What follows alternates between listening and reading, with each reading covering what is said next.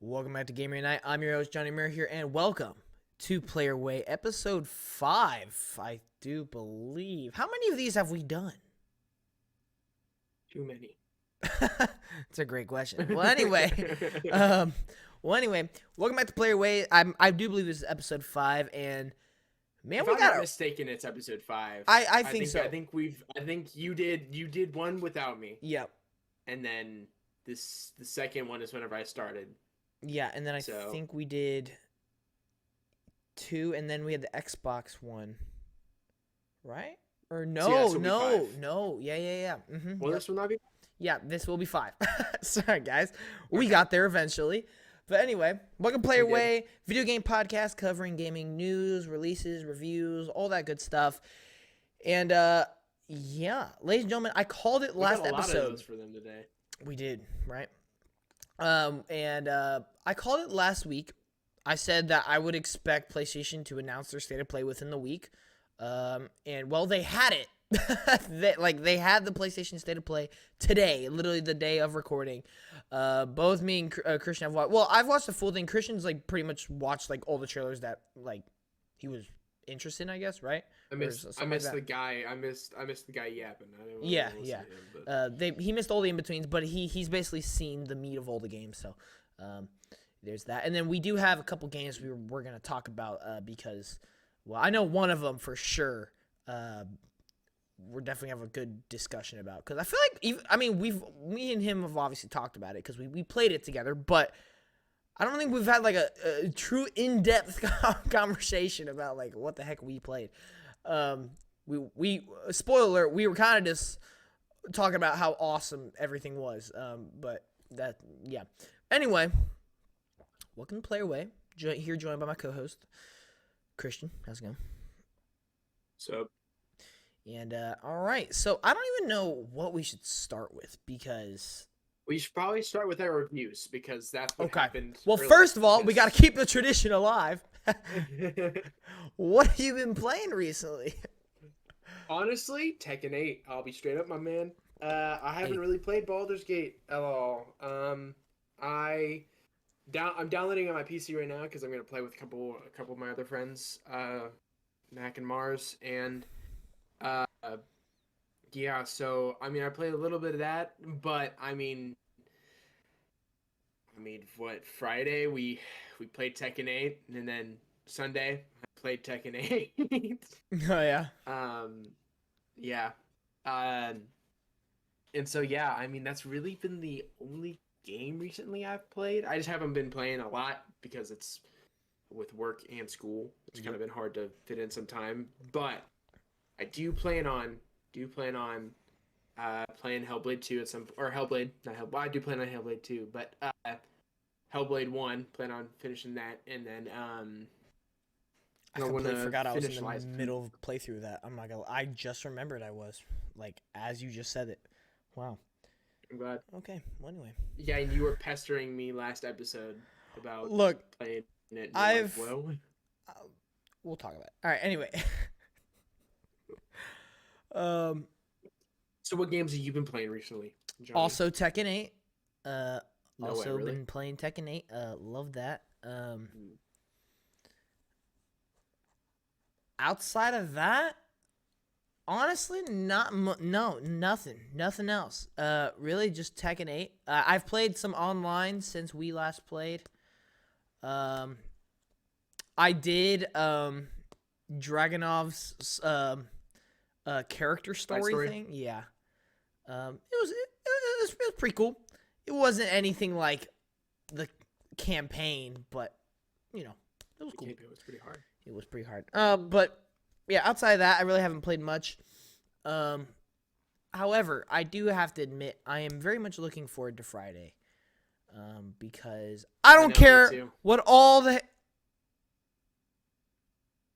what you said was definitely sarcastic. No, I'm excited for Friday. Really? Jujutsu Kaisen Cursed Clash comes out, baby. Oh. Yeah. that was definitely what I was gonna say. that was 100% what I was gonna say. Honestly, that's probably going to be a better game than the one I was going to say. So, you know. Well, what's coming out this Friday, Johnny? Suicide Squad Kill the Justice League, a.k.a. everybody's Oh least my favorite game God. of 2024. Apparently, dude, it's been so. Oh my God, I've seen so much. Now, So much crap on it. here's what's interesting, okay? Here's what's very What's interesting. interesting, John? I've seen a lot of garbage about this game, Me too. but I've also seen a lot of positives. No way. I have. You know what? VGC, Video Game Chronicle, they're a very big, they're like IGN, but nowhere near as big as IGN. They gave it a 4 out of 5. Probably a little bit more. Probably a little bit more, trustable than IGN, but Low key. They gave it a 4 out of 5 out of 10. All right. Xbox Era, which is like I listen to their podcast like almost every week. They're huge. They are just huge on the Xbox scene. They gave it an 8.2 out of 10. All right. Wow. Interesting. Yeah. I've seen a lot of people actually say positive things about it, but then the thing is, I've seen a lot of people give really negative things. You know what I haven't seen? What? Anything between. So, from what I've read, I've actually done reviews because I'm not like, I've kind of been like holding out like, do I really want to buy this game? And I've come to the conclusion I do. I actually really do want to play through this story. I think it looks fun. I've been a believer in the game ever since, even through all the hate. Do I think it's going to be great? I really don't know. What? Did you say you and Claire are going to play it? Or We are going to play it. What game was that? Okay. But here's the thing, is from all the reviews I've been reading, because I've been trying to get information on if I should really do it or not, and I've come to the conclusion that I am. I've heard that if you can get behind the looter shooter genre, then you can enjoy it. But if you do not like that genre, but if you do not like that genre, you will think it is one of the worst games of the year.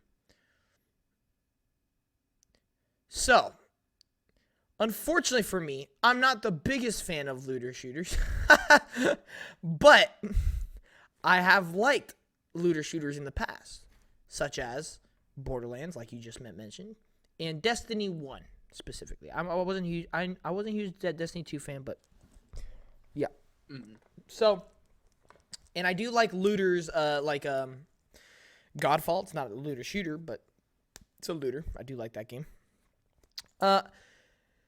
Yeah, man, this is interesting. Like, I really don't really want to talk about the game much until I actually have my personal opinion on it, because, I mean, no matter what, even if this was all lies and everybody was just making all this negative stuff up, no matter what, this game is not going to be loved by majority of the people. The game has just, it's gotten to a point so down in the dumps that only the people who enjoy it are ever going to say anything good about it, and everything else is not going to be exciting or anything about the game, which is unfortunate, but I mean, that's just how it goes sometimes. And to be fair, many people will not find the game enjoyable, and that's completely okay. It's not like they're at fault for hating on the game. If they don't like the game, they don't like the game. Now, do we know if they've actually played the game or if they're just,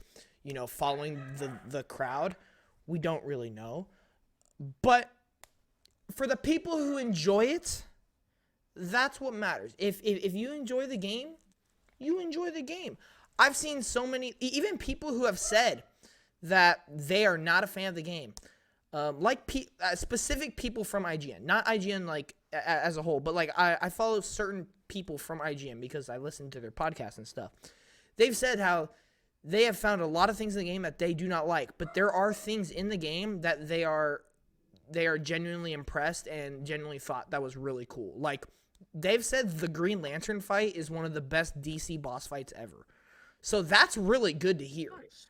Right? And to me, that excites me. That makes me go like, oh, I kind of want to play that. Like, that sounds awesome. And they've said the story and the writing, it's actually really funny.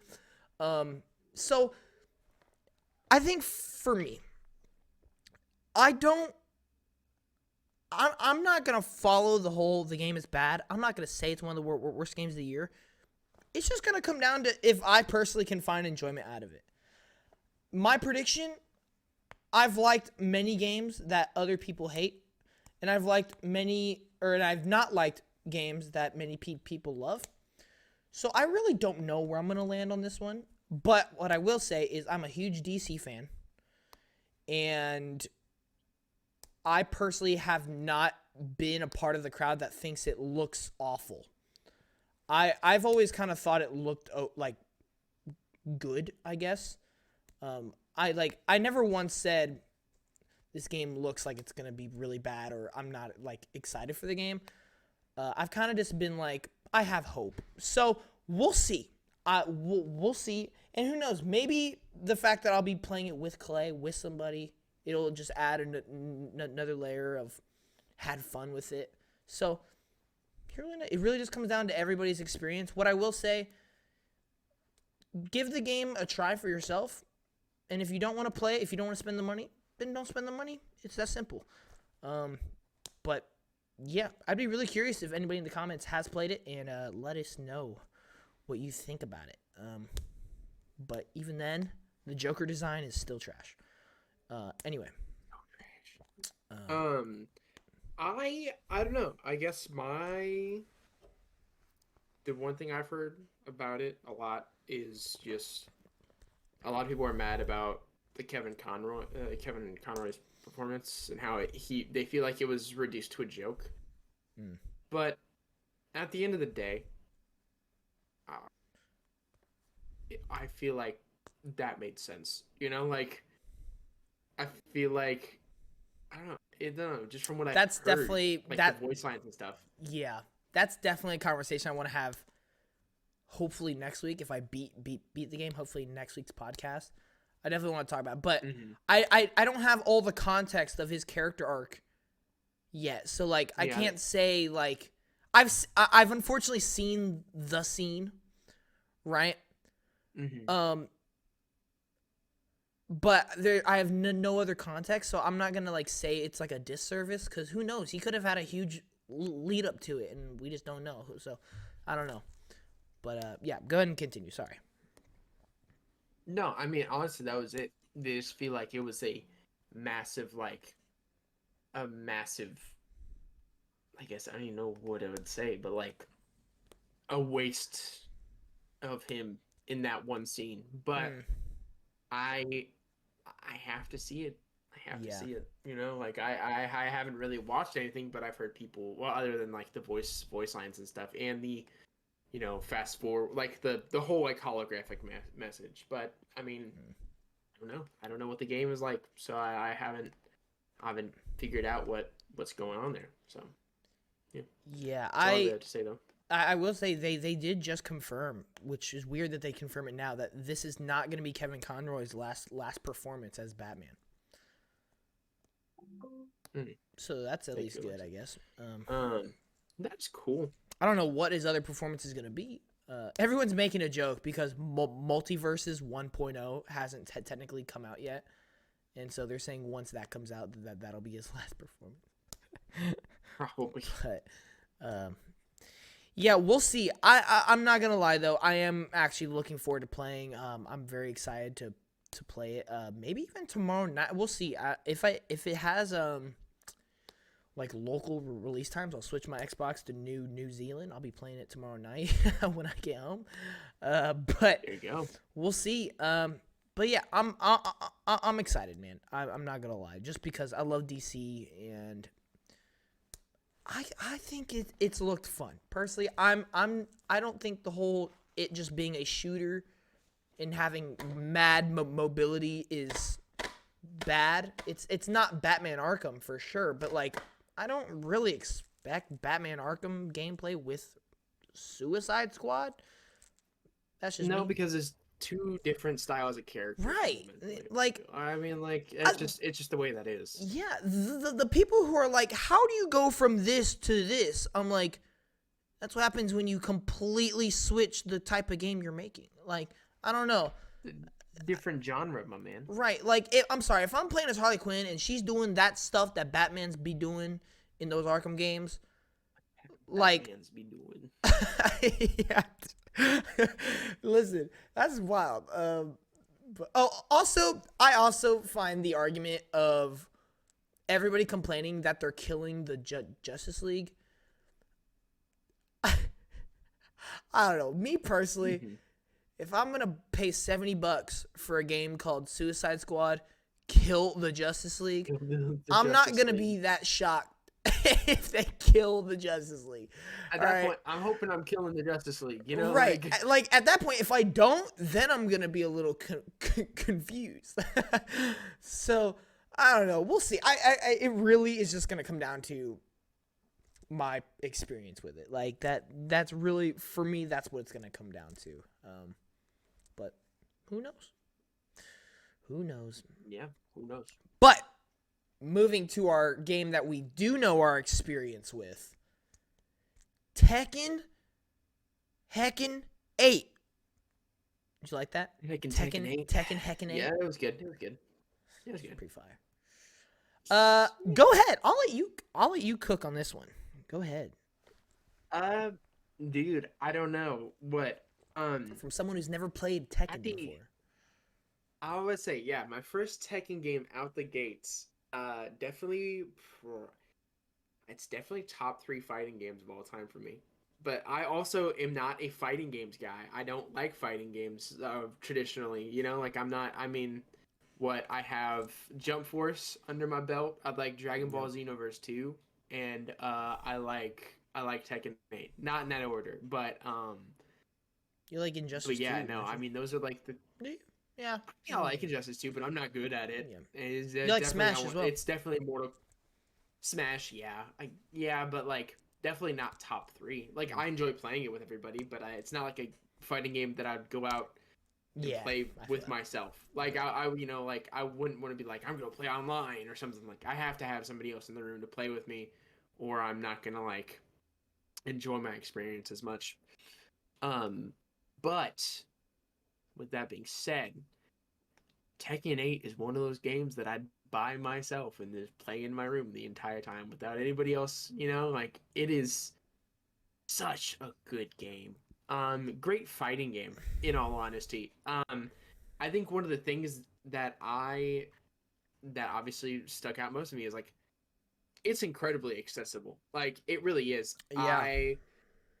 I had like I have a fraction of the experience that like John has or like some of my other friends have, and yet I mean I whooped you, John.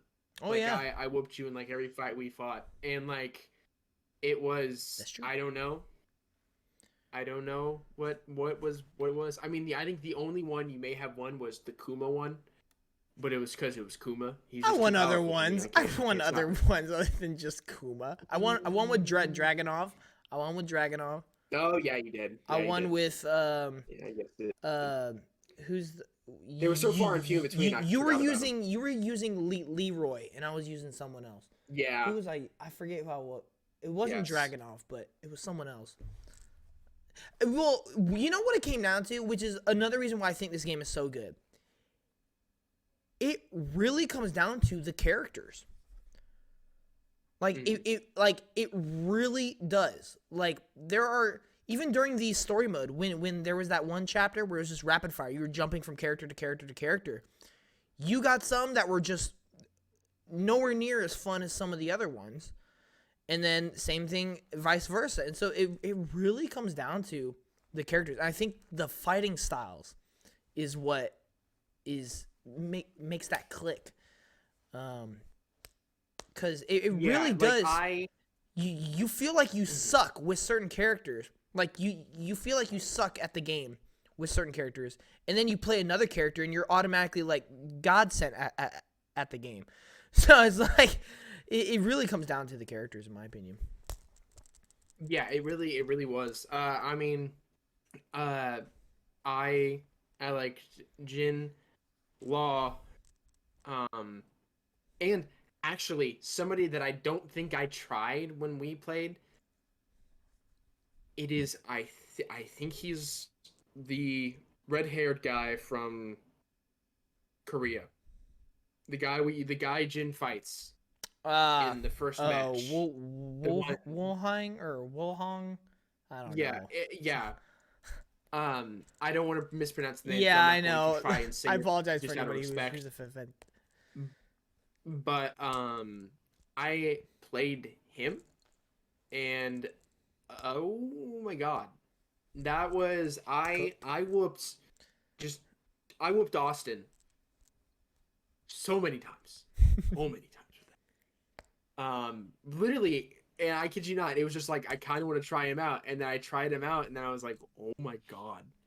Um, but not only with the accessibility that like with people who are new to the fighting genre or not so like can't keep up with the 17 button press combos that you have to do to like achieve something. Uh, it's accessible. You're repping the hat, John. I know. I was trying to It's like not send it. Felt. accessible.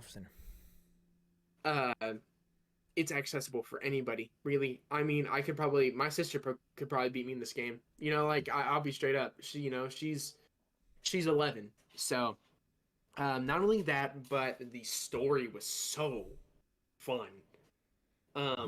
Was it like God of War Ragnarok tier? No. Was it a fun 3.5 hours for us? Yes, it was. Especially that last like, what was it? This from I guess spoiler review, Yeah. spoiler warning if Spoilers. they're spoilers.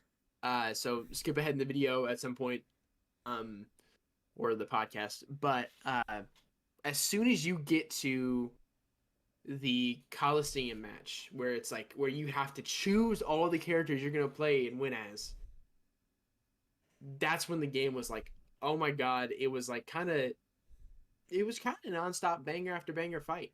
Yeah. It was pretty fun. You had True Form, True Devil, Kazuya. You had True Angel Form, Jin. There at the end.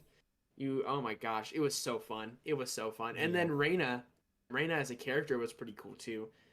Um, I got a little bit more context with her, John. Apparently, from what people can tell, from what I can tell, is that she is Heihachi's daughter. Makes sense. Yeah, not granddaughter like Lars, but daughter. Or like closely related to him. Hmm. So, uh, but yeah, no, I also loved the the cast was just the characters, the roster is just so diverse. It is. I mean, you'll be hard pressed to find a character who is who is the same or is bland. Yeah. Design wise, playstyle wise. I mean, I played characters that at Austin's house that I hadn't played before, and it was. I mean, I'm mad that I didn't try them before. Um, it was Asuka, the school uniform girl. I think I tried. Uh, Um, I tried Mercy. You know, like there are a bunch of different ones. I've seen so many. I've seen. I mean, it was really fun. Just the entire cast of characters are just so rich, and I haven't even played any of the side stories yet, so I don't even know their arcs really. But just them as characters, fighting wise, awesome, fantastic, even. So, um, so yeah. But by far the best fight in that game is the final fight. The oh, final fight dude. on the what was it on the in the ocean, I guess in I the don't center of the know. ocean. I don't know if I can think of a better final fight in like a fighting I game. mean, Like, dog, you win shot for shot with Kazuya. It oh, was I know. insane. Like, and it went on for And so long, and it never felt like it was like getting like repetitive or old. Like, yeah, I like the only other final fight in a fighting game that I could think that I've enjoyed somewhat to that level is Batman vs Superman in Injustice 2. But even then, I was on the edge of my seat for this one. Um, Whereas I mean, we were literally sitting yeah, there on the edge of the couch, dang near. literally. It was a fight. I mean, dude, I recommend. I mean, we even played it on easy mode, and it was really hard. It wasn't really hard, No, but it was like, we were on normal. did we not We play were it on on easy mode? normal. We were on normal. Okay, I thought you picked easy mode. No, Um, that would be but way too no, much. I mean, we played. I mean, we sat there and. I mean, I don't even know how long the final fight took up. I think longer than any of the other fights Oh combined. yeah, we Like, pretty much breezed through the whole game, and then the final fight actually posed a challenge. yeah, we were like, oh, so Kazuya's playing now. Oh, so he's here. It was it was always here now.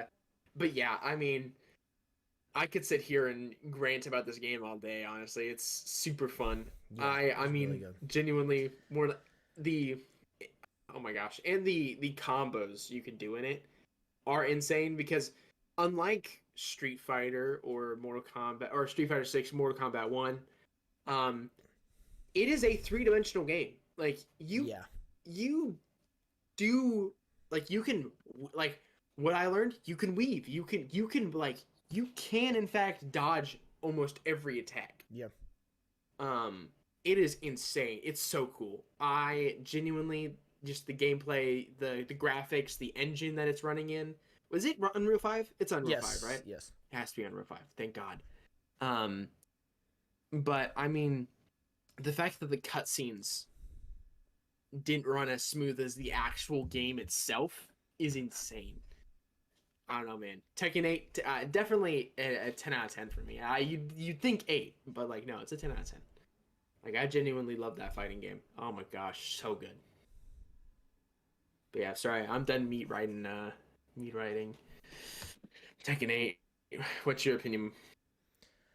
Well, I mean, you pretty much covered it. I mean, yeah, it's but pretty trash. yeah, the thing I was gonna say, which I kind of already touched on, to me, one of its best parts is just its incredible roster. I mean, yeah, you pretty much touched on it. I think it has easily by miles and miles the best roster of the big three fighting games that came out within the year, like within 12 months. Street Fighter 6, MK1, Tekken 8. I think Tekken 8 wipes. I mean, literally cleans house when it comes to the roster. I mean, yeah, I mean, comparing it to the past two like mainstream fighting games we've got, like Mortal Kombat and Street Fighter, I mean, dog, it's like. And the fact that I'm saying that when MK1 had like so many of the most requested returning characters, the fact that I'm still saying that goes to show you how great the roster in Tekken 8 is. I mean, it really is great. But it's not just the fact that it's a lot. The fact that what you said, every character is special in their own way. Like, I don't think there is one character where I'm like, yeah, it's kind of generic. It's whatever. Every character had something unique about them that was cool. Obviously, some characters I found way more fun. Dragunov is one of them. Kuma. Freaking love Kuma, bruh. Kuma's great. But there was one other one that I played late in the game that I was like, oh, I actually really like. Who was it? Oh my gosh, I think it was I do not remember. It was a girl. It was a girl. Was it? Was it Reina? No. I really do forget who it was. I'm not gonna. Oh, was it the Zhao Yun or whatever her name is, the one that was defending Jin? No, I did not like her. I don't know. I'd have to look again, Loki. But yeah, there were a lot of characters, man. And I was just blown away by all of them, really. Wait, what was it? Lars? I know it's not a girl, but was it Lars? I think it might have been Lars.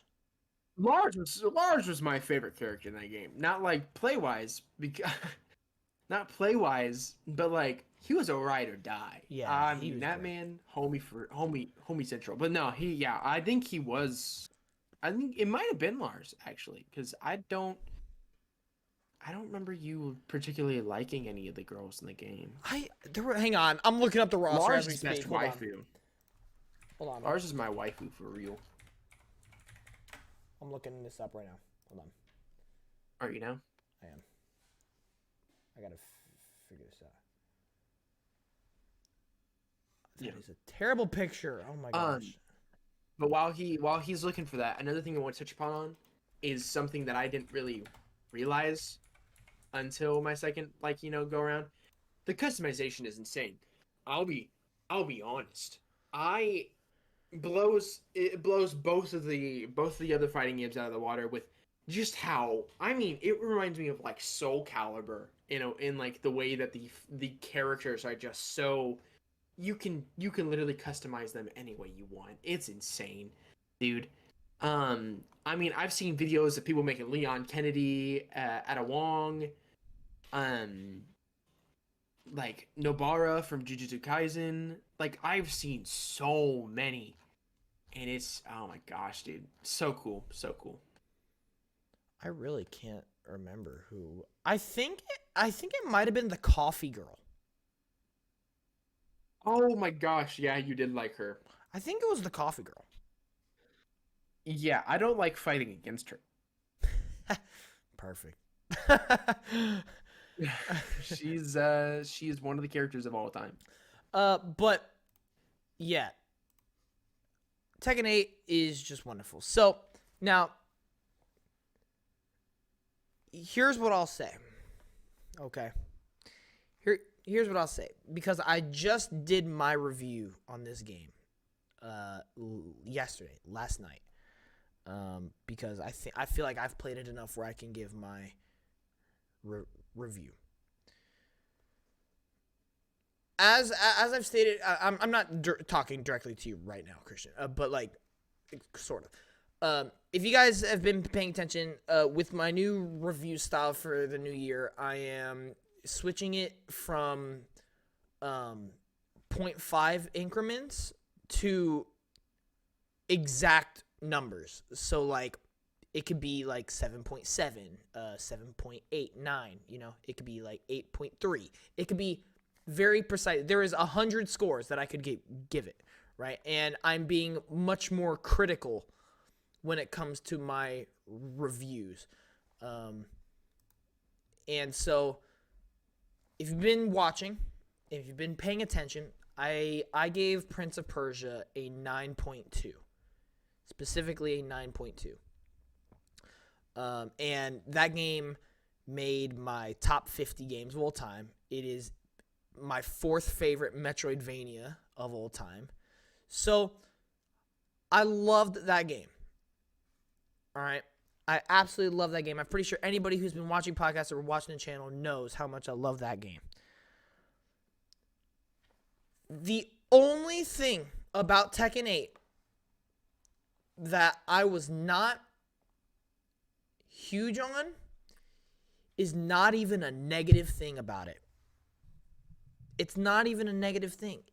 Because what it does is already so great.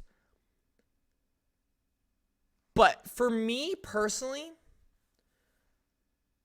I think while the story was so awesome, outside of Jin, I really wish we got more time with some other characters. And then even then, Jin didn't get enough, I think. And that to me, that's due to it was a really short campaign. Now, that being said, I know everyone's going to take that like I didn't like the campaign. I think it's easily top 3 fighting game campaigns that I've ever played. Okay. And that is huge. From the person that said the best part of MK1 was its story mode, I thought it was better than the MK1 story mode. Okay. So there's that. I'm not saying it's bad, but to me, there was so much good in that story mode, in Tekken 8 story mode, that I wish there was more. I wish there was just a little bit more to get some of the... Because when all those characters come together and certain characters start saving everybody, I feel like there's so much missed opportunity to make some of those moments feel like paid off. Like the part where Kuma saves Paul, and then like Paul goes Kuma, and then Kuma's like, they start having like this back and forth. There was absolutely zero of that prior. And so I really wish we got something to make Kuma saving Paul like pay off a little more, or Lars like at the end. I mean, really, he was kind of just talking to Jin the whole time and like being like, "We got you, we got you, we got you. Go do this, go do this. We'll help you." And then he finally shows up at the end and helps defend him. But I wish we got more. That's the only critique that I have about the game, and that's a critique because of how good what's already there is, right? Do you see what I'm kind of saying, Christian? It's not that what they did was bad. It's that they did something so good that I wish there was more. That almost,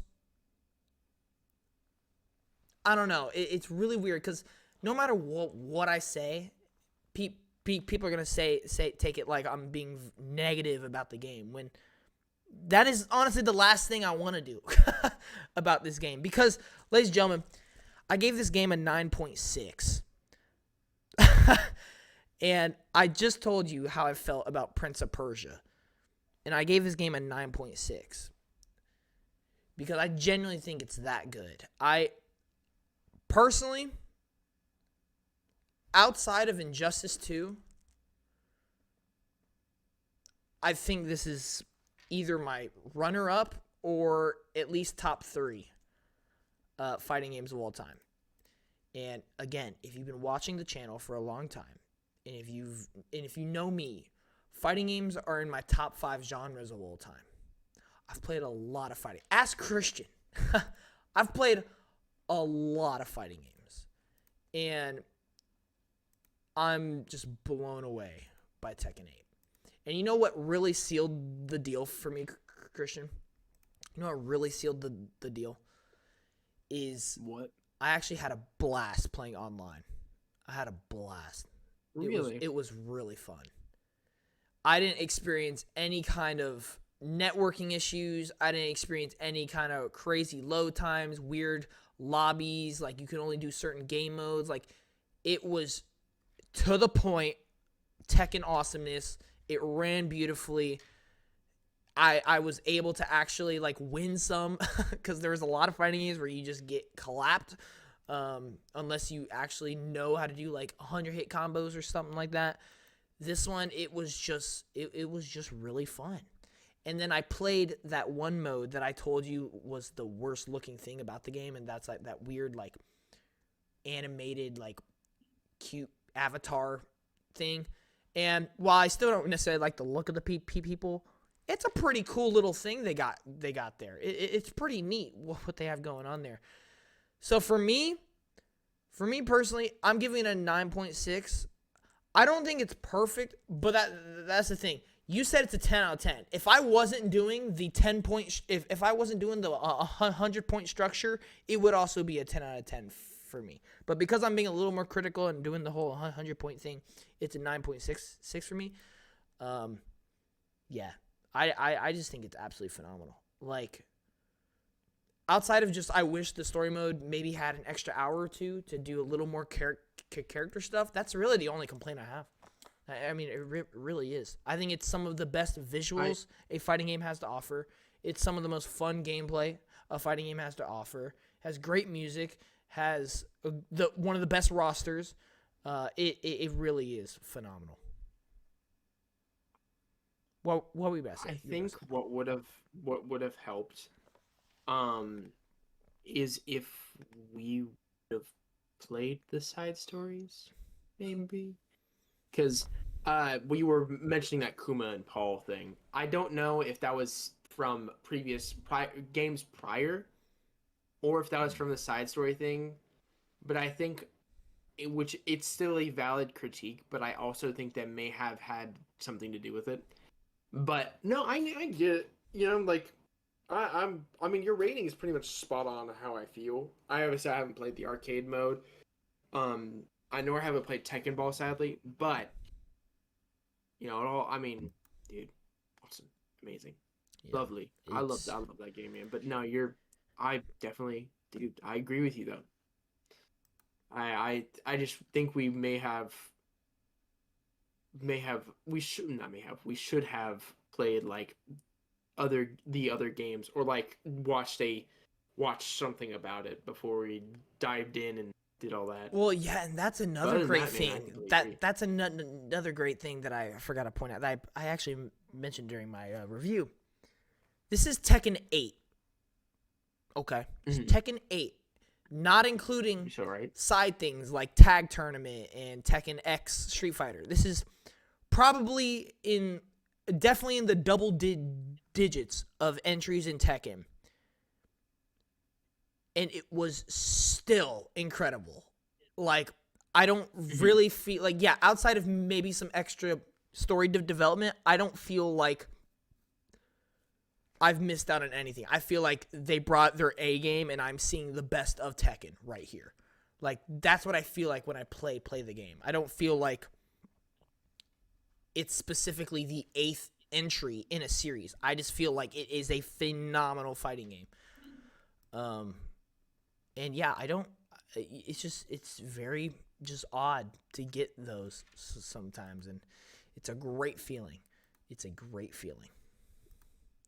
Yeah.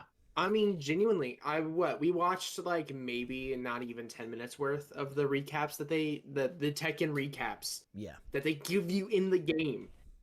And yet I mean, it did not feel like we were like it didn't feel like we were watching something where we were like so lost in a game that we didn't, cuz like with Mortal Kombat 1, you'd have to kind of understand like why Liu Kang is Liu Kang, right? Yeah. Like how he became, God of Fire, and how he was timekeeper and all that. And like you would have to play the other games to appreciate what Mortal Kombat 1 does. Yeah. With Tekken 8, it's like, yeah, it's a continuation, but like, we're gonna Also, give you as much of these characters as we can. I don't know. This might just be me, and again, we haven't played. I mean, I've played some of them. I haven't played all of them, and even if I did play them, I probably didn't play the story mode. I think I maybe played Tekken 5 story. I think that's the only other Tekken story I've played. I'm capping. I'm literally thinking of the last one, Tekken 7. I literally played the last one where Heihachi goes bye bye. I'm stupid. But Heihachi. yeah. I feel like this had the coolest finale. Like, even when we were watching all the recaps, So cool. a lot of the endings were just somebody standing up to the big baddie and them prevailing. Whereas this one was like, I mean, we went to space. We had angels and devils and everything going at it. And it like truly was just full scale epicness. That I feel like I didn't see that at all in any of the recaps. Like, I really feel like they went above and beyond with this one. And then, of course, in the end, it became just a one-on-one fist fight, which I thought was just absolutely executed beautifully.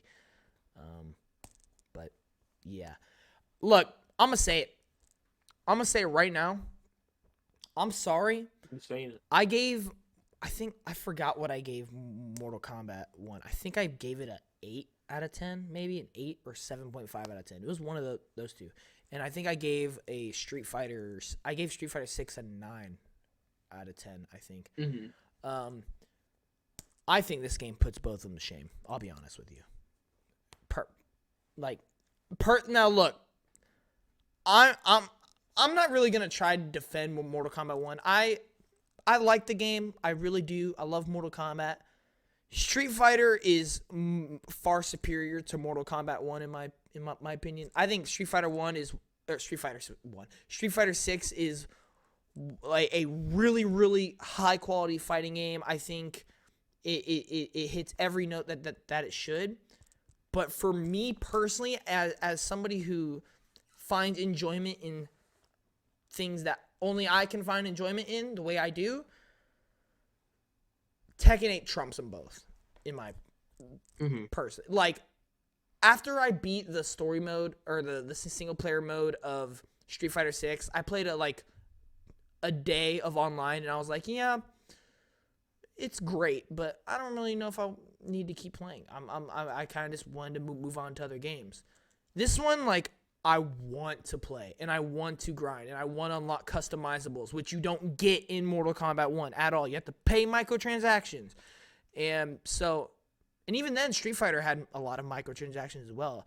This is a genuine, great game that you can play, enjoy the story mode, enjoy customization, enjoy multiplayer. It has everything that a lot of games don't offer anymore. And it is so great to see because it's a franchise that deserves it. It's been here a long time. It used to be one of the biggest franchises back then. It deserves it, and yeah, I think they just knocked it out the park. And it's good because we've waited so long for this too. I mean, Tekken 7, it looks dated. It looks dated, and we finally got Tekken 8, and it just delivered. But yeah.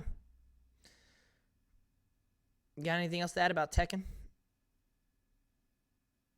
I think we've done enough glazing. I think we've done. Here's what I will say. I've already started to think about this. I know you told me this a long time ago, Christian. Or not. You probably told me it more recently than I think of. But I know I'm already waiting to hear it. I told you so. I'm already waiting for it. But you know how I said 2023 was gonna be the best year of gaming? Well, yes, I still believe that. Okay, I think 2023 is one of the best years in gaming. Quantity-wise, I think it is one of the best years of gaming, if not the best year, hands down. Quantity-wise, okay. Quality-wise, there is. I'm not even gonna try and judge that. That's not something you can even judge. I don't think there is a definitive quality best year of gaming ever. I mean, if you're going off Metacritic, maybe you can probably find one, but I'm not even going to try and guess that. But what I will say, I am... Here we go again. I agree. Chris is probably like, oh, Lord, here we go again. I think 2024 has... No, I'm not going to say that. I am confidently saying right now, if the rest of the year stays on this pace, I think 2024 will be one of, if not my favorite year of gaming. No. Look at you daring our tweets. The two big new games that have come out this year that I've played are Tekken 8 and Prince of Persia. And both have made my top 50 games of all time. That is fairly insane. I'll be straight up. When last year I was struggling to decide what my game of the year was. The only games that made it in my top 50 last year were Alan Wake 2, Hi-Fi Rush, and Dead Space Remake. One, which is a remake of a game I already loved. All right. The other two are just completely new things. So if we're going based off of that, Tekken 8 and Prince of Persia have already basically evened out the the Hi-Fi Rush and Alan Wake 2. So to me personally, if the year continues in this trajectory, I think you probably see what I'm talking about. The fact that, and I've said it multiple times, there are so many games that came out last year. So many. But none of them really I fell in love with. The only ones were Alan Wake 2, Hi-Fi Rush, and Dead Space Remake. And I just remember what Mario RPG. That's it. Yeah, you really liked Mario RPG. Yeah. That is it. And even then, almost half of those didn't come until the last 3 months of the year. Okay? So, to me, first month of 2024, 2 games in my top 50 of all time. Both of which are in the top 5 of their respected genres of all time. If not, Tekken being number 2 in fighting games. So, yeah. 2024, look, it may not have as many games as 2023. and it may not end up having the highest Metacritic scores of any year. But in my terms, it is blowing everything out the water already. And that's not even considering that I haven't played Like a Dragon yet. I plan on playing it later in the year when it like goes on sale or something, or when I actually have time to do it. Probably summer is going to be my guess is when I'll have time to do it. And yeah, there's just so many. I'm super excited. And then we look forward. Literally, the next huge game to come out that I'm really looking forward to, at least off the top of my head, is a sequel to a game that's also in my top 50 of all time, FF7. So chances are looking really good about this. I'm really looking forward. I think that this year's already gone off to a great start. Actually, no, honestly, who might even say, you know what? If we want to go down the route of Metacritic scores mean everything, Like a Dragon almost broke the 990 curse. Unfortunately, it went down to an 89, which I'm very upset. Like that's really disappointing. What happened was two outlets gave it a mixed review, and it went down, which is so unfortunate. Where Tekken 8 is green across the board. There is no mixed review, no negative. It's wild. It's still a 90. But Like a Dragon got a 89. Tekken got 90. Prince of Persia got like a 88, I think. Persona 3 Reload also got a 89. Yeah, we're already cooking. We are already cooking. So yeah, we're great. All right. We're going to move on before we... Actually, do you have to add anything else about anything I just said? No, I was on Tekken 8 for a little too long, so. Alrighty. And thank you for not saying I told you so. I really appreciate that. Yeah, I did have to mute myself. I did have to mute myself because I was like, I might say it. Just for context, last year, whenever me and Austin kept on telling Christian that it would be the best year of gaming ever, Christian every time would say, I don't know, I think 2024. I'm going to say 2024. Dang it. I know. Hey, gosh darn it. Hey. I don't know. We'll talk in December. Yeah, we'll right. Well, I will say 2025 is looking crazy too. Oh my god. I mean, just the fact that you have GTA 6, it's gonna be hard to compete with that. I mean, low key. I forgot about that. Yeah, and now Death Stranding 2. Oh man, that's wild. Death Stranding 2 on the beach. On the beach. Speaking of, let's get talking about the biggest topic of the day, which is what we're gonna spend the rest of the podcast talking about. So if you don't want to talk about it, leave, please. But leave it alone first. Anyway. If you haven't watched it, go ahead and watch it, dude. Yeah, watch it, man. It's so. It's obviously I don't have as much hype when it comes to events, like John does. Yeah, you were very chill when it comes to events. You were very chill.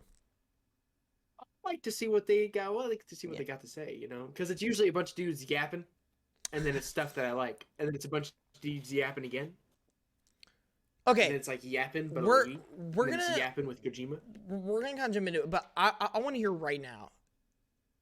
I'm not even gonna ask that question. You know what? No, that's an unnecessary question. I don't even like the question. No, I don't even like the question. Okay, well then don't ask it. Yeah, I'm not. I don't like it. I feel really great about not asking that question right.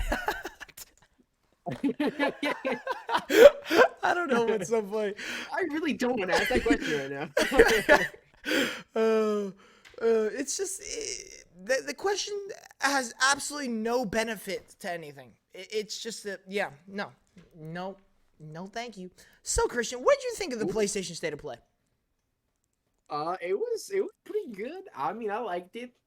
Definitely. I don't know. I mean, it's the best PlayStation event we've gotten in 2024.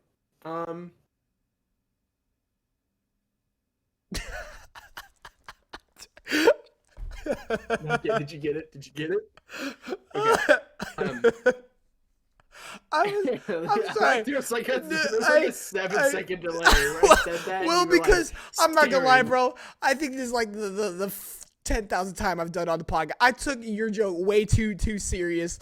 I started like thinking about it, and I was like, oh, that's an interesting take. And I started thinking about all the past ones, and I'm like, wait a minute. Oh, so there's no more 2021. Yeah. Oh my god. That's funny. I mean, it was good. We definitely got a lot of decent gameplay. It really was a lot of decent showcase of pretty much what they're kind of hoping to give us in 2024. As of right now, don't know yet, but as of right now, it's a pretty decent showcase. It's definitely third party heavy. Right now in the beginning half, later half, we're gonna get some more, but right now it is very much like, I'm hoping no crazy announcements other than the stuff Kojima had to say. There was one, but there was one. Actually, I think there was 3 cool announcements. Personally, we'll get into it though. Personally, we'll get into it. All right. But I enjoyed the gameplay. Don't talk about any specific game yet. One of the trailers that me and John were talking about definitely confirmed my fears. Slightly. Oh, rip. But I don't. But yeah, no. I mean, genuinely, it was. Albeit I didn't watch the entire thing. I watched a lot of the trailers, but I didn't watch every single one. Mostly because there were some games that just didn't interest me at all. That's how it works, people. Sue me, but that's how it works. Yeah. Alrighty, but what did you think about this? So what did I think? I think let's go. Yeah, that's what I'm talking about. God. That is what I'm talking about. Let's go. I'm PlayStation, so you finally decided to show up. Thank you. All right. Sorry, I just had to get off my chest. There, yeah. Yeah, just had to get off my chest. Yeah, I liked it. It was aight. No, I'll be honest with you. There are some games I don't care about, and there is one game that I was actually disappointed with it showing. Other than that, I'm actually over the moon with this. I'm through the roof. Like, Loki, I actually got very excited for a lot of games. There were a lot of things that I didn't expect to be here that I'm really glad there were. There were some things that were big surprises to me. All the games that we got to see more of have just almost like cemented some of my most anticipated games. Yeah, I really, really liked it. And I think why it hits, I don't know. I think why it hit me so hard is because state of plays are known to be state of mids, right? They have always kind of just been like mediocre at best. There has only been one that I would say was really good, and that was the one where Tekken 8 was announced, where they finally showed off like a big God of War. Oh, I know. And they showed God of War at the end. They announced the Rise of the Ronin. That was the only state of play where I was like, okay, this is what I'm like. This is an event that PlayStation needs. Like, this feels like the Nintendo Direct equivalent of PlayStation. And I mean, Ghost of Tsushima 2. Right. And even then, I thought this was. No. I personally, I think this is the best state of play. Ever. Just because even though it's up ever. to it's up ever. State of play ever. That is a tall because the only one not really. The only one that comes close is the one where Tekken 8 was announced, Rise of the Ronin was announced, and I mean I really think that was the only announcements there, and then they just showed God of War for like the second time, I think. I think that's really it. But like that was like the first above average state of play. And this one was once again above average. That's so sad when you think about it. Well, here's the problem, which is in our 3 years of PlayStation 5, this is our first one that's been like nice. Oh yeah. I mean, well, here's the thing, which is what everybody complains about with the state of plays, which is why I think this event was huge. Everybody complains that the state of play is not a Nintendo Direct. It's not an event. It's not a PlayStation showcase. It's quite simply an advertisement. It is a flat out advertisement that companies, studios can basically pay a certain amount of money to get a spot in their 20-minute video that shows a trailer that no one knew about. That's basically what the state of play has been. The year that they had a state of play where they showed Tekken 8, Rise of the Ronin, God of War was another year where they didn't have a showcase. And therefore, they had to have something to show off some of the big games. Therefore, they kind of like forced in God of War. They, were able to get Tekken 8 at the beginning, which was really cool. Yeah, literally, Tekken 8 was the beginning. God of War was the end. The stuff in the middle was, Rise of the Ronin I really enjoyed, but that was really it. This one felt like a actual event condensed into like a 40-minute like PlayStation Direct. Like, I think what's really good about this event is I don't think there's any filler games. I think it really just comes down to if you are interested in that game or not, right? Because I could sit here and say Helldivers and Foam Stars were filler, but I know there are a lot of people looking forward to Helldivers, and unfortunately, I've seen people kind of being interested in Foam Stars, even though I think it looks really bad. Outside of that, there's a lot of notable games in this show, and there's a lot of them. There's 15 games in total, and I don't think any game is a just like dust off like, oh, can we just get to the next thing already? Like, I think all these things make sense why they are here. And so to me, this is, as a whole, my favorite state of play, just comparing to all the other state of plays that we've had. But that's just me. That's just me. That's it.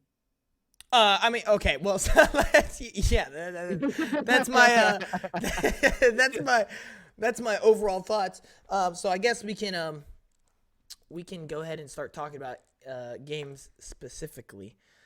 Which one do we want to start with? Okay, let's start off with the surprises. Okay. Oh. I think me and Christian talked about this a little bit. While this isn't my favorite surprise, this is one where we both agreed on, where we were like, this was really awesome to see here, and it was completely unexpected. Sonic X Shadow Generations. If you would have told me insane. After Sonic Frontiers, Sonic Superstars, that I would actually be really excited for a Sonic game, I would have called you crazy. Now I'm the crazy one because I actually think you are. This looks sick. I actually was you'll see in my reaction that I upload that's already on the channel. I don't know why I say that I will upload. It's already on the channel at the time of you guys watching this. That was the only trailer that I watched twice. I watched that trailer twice because I was like, dog, when I saw it, I literally had to do a double take. I was like, what? Well, okay, what's so weird is when it first showed Sonic and Green Hills, I'm like, no way they're making another Sonic game already. And I was like, man, it's 2D again? And then they showed it going 3D, and I was like, oh, so it's okay, so they were doing another 3D. And then I saw Baby Sonic, and I'm like, Generations remake? And then I saw Shadow pop up, and I'm like, what? and then they showed Shadow's levels, and I'm like, what is this? Like, it looked insane what they were doing. And I was like, no way. I was in denial the whole time. I was like, no way I actually like what I'm seeing. No way this is actually really cool. Wait, stop, bro. What is this? What is this? But Wait, Dude, Sega can cook? What? right. Who allowed this? Yakuza isn't caring? What? What? Persona isn't here? What's going on? Yeah, I actually think it looks really great, which I have never said that about a Sonic game ever. Actually, we must be in an alternate universe because yeah, I've never heard you say that. right. Well, like, cause like I mean, I love Sonic Unleashed and I love Sonic Generations, but I played those way after they released. Like, I never like saw a trailer and was like, yeah, this game looks sick. I just kind of played them and really enjoyed them. This is the first Sonic game where there is a trailer where I'm like, yo, I want to play this. Like, I actually want to play it. Like, it looks really, really cool. And I don't know if it's just the fact that it's, you know, Generations, and I love Generations, and now it's Sonic X Shadow, which I think is really cool. But, hey, good job, Sonic. You, I can't believe it, but you kind of got me on board. Yeah, you kind of got me on board. So, yeah, big props to that. What do you think? I'll be straight up. I literally, you know, I was like, my first thought was, man, Austin might be onto something. Like, because I really liked the way it looked. I mean, dude, I genuinely was like, man, this looks awesome. Because, like I had said before, Sonic Generations for the 3DS specifically was like one of my first Sonic games that I remember playing. Like, obviously, it wasn't like, you know, I wasn't. I probably played like Unleashed and Sonic and like the Black Knight or something. Like I've played those games before. I know that, but I don't remember playing them. I remember finishing Sonic Generations on the 3DS, and the fact that it had like Baby Sonic, like the first iteration, and then it had like Sonic Now. That was such a cool concept to me. And then like seeing Shadow being put into that, because like when was the last time we had Shadow in a game? I mean, he's been in games, but like he hasn't been like a prominent role. Like, I think he was in that Sonic Forces game, but like he was just like a playable character that. But I think Shadow, the last time I remember Shadow being in the limelight is Shadow. Yeah, Shadow is the game Shadow for like the GameCube or whatever. Like, you understand that? That's. I mean, Sonic Adventure 2, I think. Or yeah, was that his first appearance? First? I don't know. Yeah, I don't know. I think it might have been his first appearance. But yeah. I remember Shadow, like the game, Shadow the Hedgehog, I think is what it's called. Yeah. Being my first like real exposure to it, and that's I was almost an adult by that point. Like I knew Shadow, but I didn't know Shadow, and seeing him getting some love along with an almost remake of Generations is pretty cool. Like that's awesome to me. I'm so excited. Yeah. I am so excited for this game. Yeah, I agree. I'm also super thrilled. It definitely hit me out of left field. Like I was like, yeah. Like I said, I had to do a double take. I was like, "Boh." Well, it's so weird because at first I was like, as soon as I saw Sonic, I'm like, oh man. And now and then like 15 seconds in, I'm like, never mind. This is awesome. Yeah, it was. Hey, good job. Congrats. Congrats, Sonic fans. I can actually say for once, Sonic fans, y'all have a W right here. I ain't gonna lie. Bro, Sonic's gotten more games than Mario in the last just in the last freaking year and a half. It's crazy. Two of them I don't think were that great, but that's up for some of the games of all time. Yeah, right. All right, moving on to the next one. The next surprise that I was personally really excited for. I know me and Christian kind of talked before the podcast about some of our thoughts, but for me this is huge. This is one of my favorite announcements of the show. Metro Awakening is getting a VR, or in other words, the series Metro, this first-person horror survival game, is basically getting a Half-Life Alyx treatment. and it's Metro Awakening VR. I think it looks great. I think it looks scary. It looks fun. It looks cool. It looks like what a AAA VR game should look like, just like Half-Life Alyx. And I love the Metro series. I've been really hoping we get another one. When I heard there was another one in development, I was really excited. And when I heard that it was going to be a VR, I was like, you know what? If they're going to make any kind of like AAA franchise into VR like Half-Life Alyx, Metro works really well for that. And off of that trailer, I think it looks really, really good. And you know it's really good when it's got me considering finally buying a PSVR 2. Because That's I such an actually insane. You said that to me earlier, and I was like, "What?" Yeah, because I really want to play that, but I can't unless I get that PSVR 2. So I'm really that's what we gotta do, PlayStation. I don't think you understand. You see what happens? You show a game that looks really good, people want to play it. All right, that's what happens. Instead of just being like, here's a game, here's a console, buy it. That's it. See you in like 3 years. Nah, you get the console, you get a game, then you get another game, and you get another game, and now I want to buy it because now I'm more tempted to buy it because now I can get it. I can play Metro, I can play Arizona Sunshine 2, I can play Horizon Call of the Mountain. You know, now I actually want to play some games on here. Problem is, you're just now doing it. So, you know.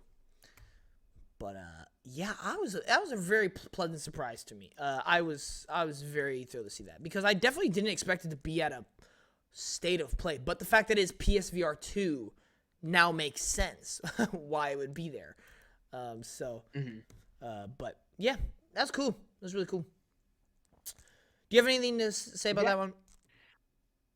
I honestly have never been a huge fan. I've never actually really played the Metro series, so I mean, I might have to go play it before. You should play Exodus, bro. Exodus goes dummy hard. Oh my gosh. Is it on Game Pass? All right, any of the Metro games on Game Pass? They were. I don't know if they still are. I don't know, but they are on PS Plus. If you have that, I don't know if you have that. Well, I have both. So well, there you go. Yeah, there's Metro. Dude, I forget the name of the first one. There's like, I think it's something light. I think it's like Redux, I don't know. I don't remember the name of the first one. But Exodus, dude. Exodus. Oh, dude. Metro Exodus goes extra hard. Okay. I will remember that. Yeah. It's not like one of the best games ever, but like it's so good. It's so good. But yeah. Metro Awakening VR, very cool. I actually really like the logo for it as well. It's like a little I don't know what you call it. It almost like a blood splatter kind of logo-esque looking thing. I don't know what I'm talking about. Anyway, me either, my man. I'm listening.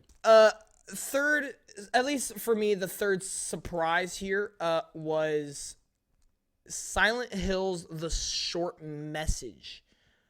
So when the guy first came on talking and he was like Silent Hill, I'm like, oh, here we go, Silent Hill 2 remake.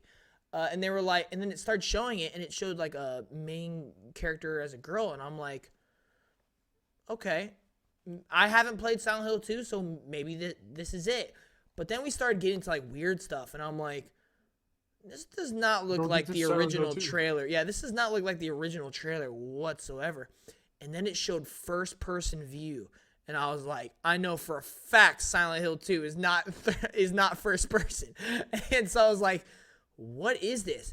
And then, without knowing what the heck was going on, I thought it looked great. I thought the environments, I thought all the different visual effects, all the different gameplay, running from the creature, all the different, just everything. I mean, the fact that she was running down a hallway full of Post-it notes, and then all of a sudden eyes start moving on all the Post-it notes, like, oh, heck no.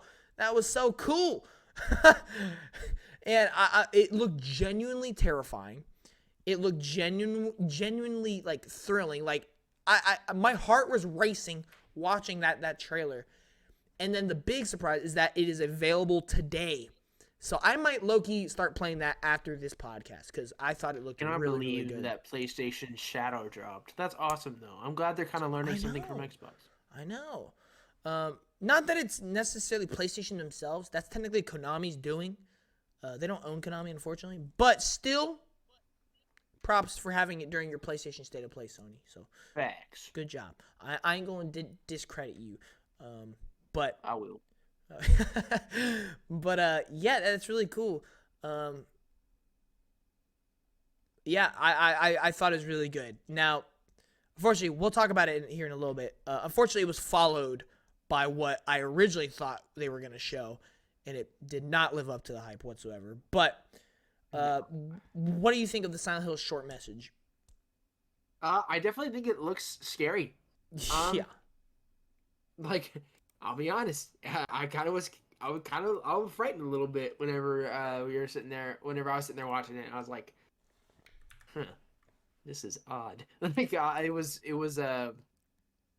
off-putting, I guess is the best way to say it. It was off-putting. I liked it though. I really do. That's the best part of that. I actually enjoyed almost the entirety of watching it. It was insane.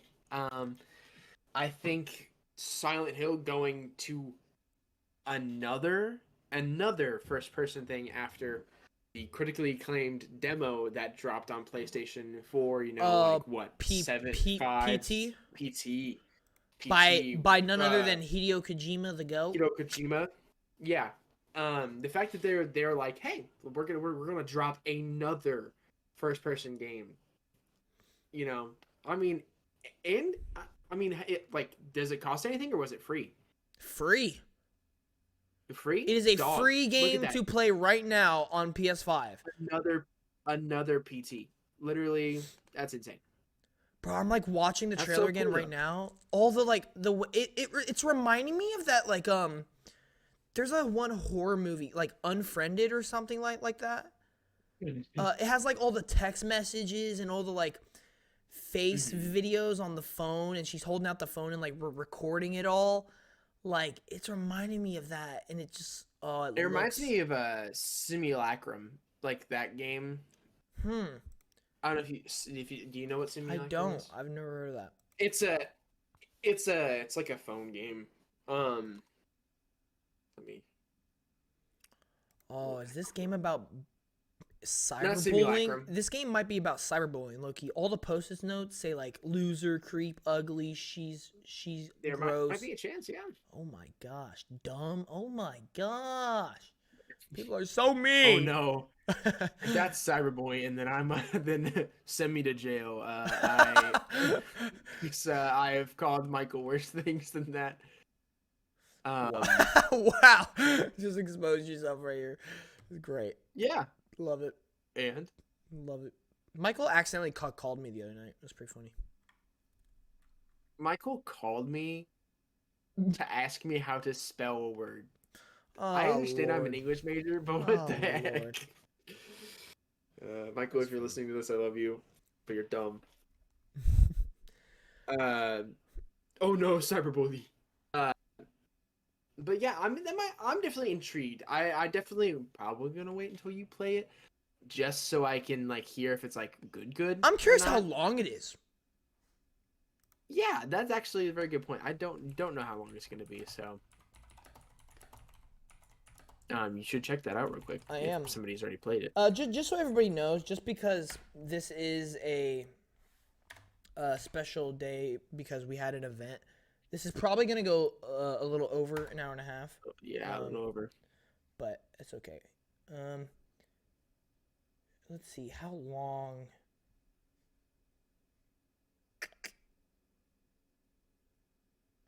I'm assuming it's short because it's Silent Hill, the short message. But, like, the short message.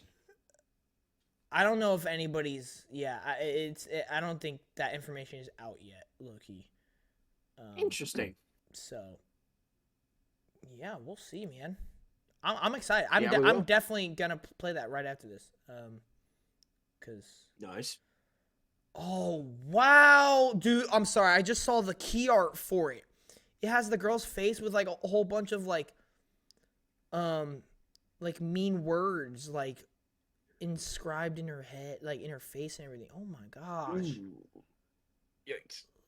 Jeez, that looks so cool. It's awful, but it looks cool. um, wait, shouldn't take. Oh, okay. It's only 12.15 gigabytes, so that might tell you maybe something a little bit. So it's definitely a short game. Interesting. Yeah, I mean, Yeah. I mean, it'd have to be if it's 12.5 gigabytes. yeah. Yeah, we'll see. But anyway, all right. Moving on to the next thing. Let's see. Was there any other surprises for you, Christian?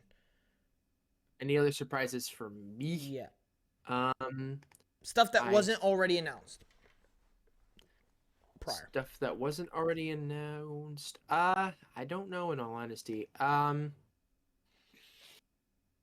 think the only other things that were like actually announced were Until Dawn PS5 and PC remaster. That were announced. Yes. I mean, obviously, like, you know, the end of the showcase entirely was a big surprise. I see. You know? Yep. I mean, if we're gonna talk about surprises, you know, Yeah. that was a pretty big surprise. Yeah. So you're talking about if we want to talk about Kojima, that, right? yeah, I'm talking about Kojima. Yep. Basically, it was confirmed at the end of the State of Play that Kojima is once again partnering with PlayStation to deliver a PlayStation exclusive. This time, he is going back to his roots and making a action espionage, right? Stealth at Yeah, espionage. Did they say stealth? Espionage. Yeah, no, I think they said espionage. Action espionage game. Yep. Sign me up. Obviously, those who don't know, yeah. this is kind of the same genre, if I'm not mistaken. It's the Yes, same genre it that is. Metal Gear Solid 2 is. All the Metal Gear Solid 2. Yeah. Metal Well, like, well, not okay. Revengeance. Well, if Revengeance, we're gonna be whatever. honest, I would say if you're gonna say all Metal Gear games, Yeah, no. you have to exclude Revengeance. Yeah. Because that was a breed of its own. But, ladies and gentlemen, Kojima is basically the creator of almost all the Metal Gear games. Yeah. And so the fact that he's making basically the Metal Gear genre as a new IP. Yeah. I mean, be excited at that point. Like, it really, that's all you have to say. Be excited because like it's gonna be something different.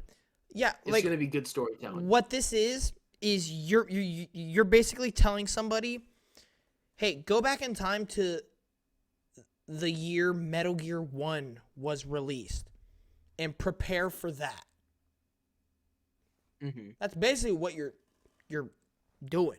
He is doing it again in 2024. It's not going to come out in 2024. It's not going to come out for a long time.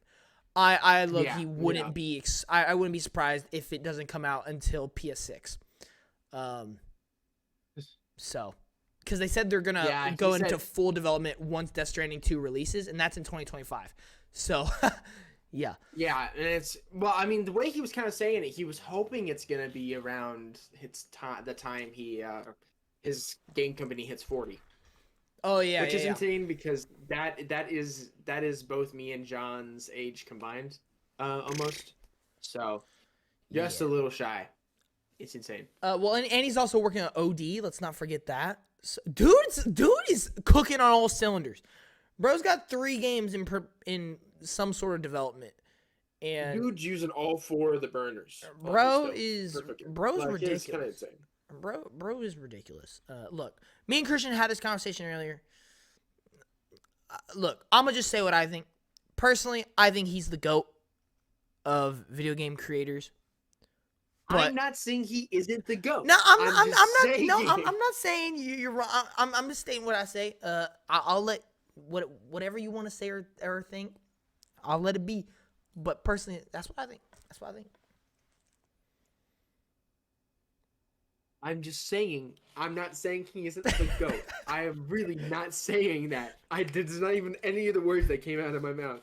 I'm just saying I need people to hop off this man because every time I see him on screen, it is like not developers, game companies being like, Mr. Kojima, you're so great. This is so wonderful. Like, I love Kojima as much as the next gamer, but like, Jesus Christ. I mean, but do you like?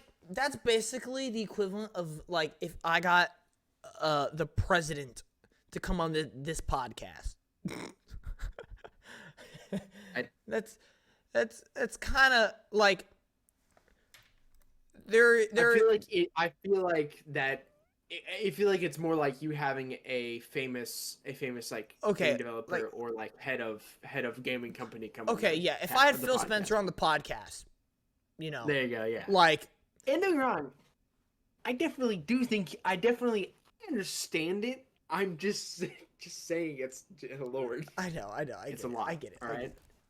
I do agree that he had way too much time at the Game Awards, but at the same time, that's not his fault. Yeah, like, he did. like if Jeff goes to him and be like, "Yo, let's give you 15 minutes of time to share a game."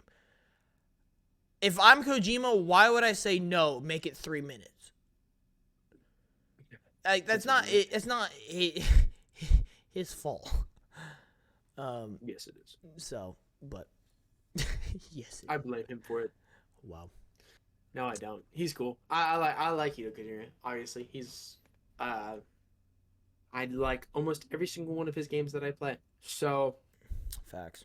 It's not I'm not complaining by any means. It's just I just think it's funny. Yeah. Okay, I do. Well, I just think it's funny when people are like slobbing on his knob. Speaking of Hideo Kojima, let's just go ahead and get talking about all the rest of the games that were there. Starting with my personal game of the show, Death Stranding 2. Dave the Diver and Godzilla. I knew you were gonna say it. I thought you were gonna say a dude yapping. I was waiting for like a joke, and it ended up being Dave the Diver Godzilla.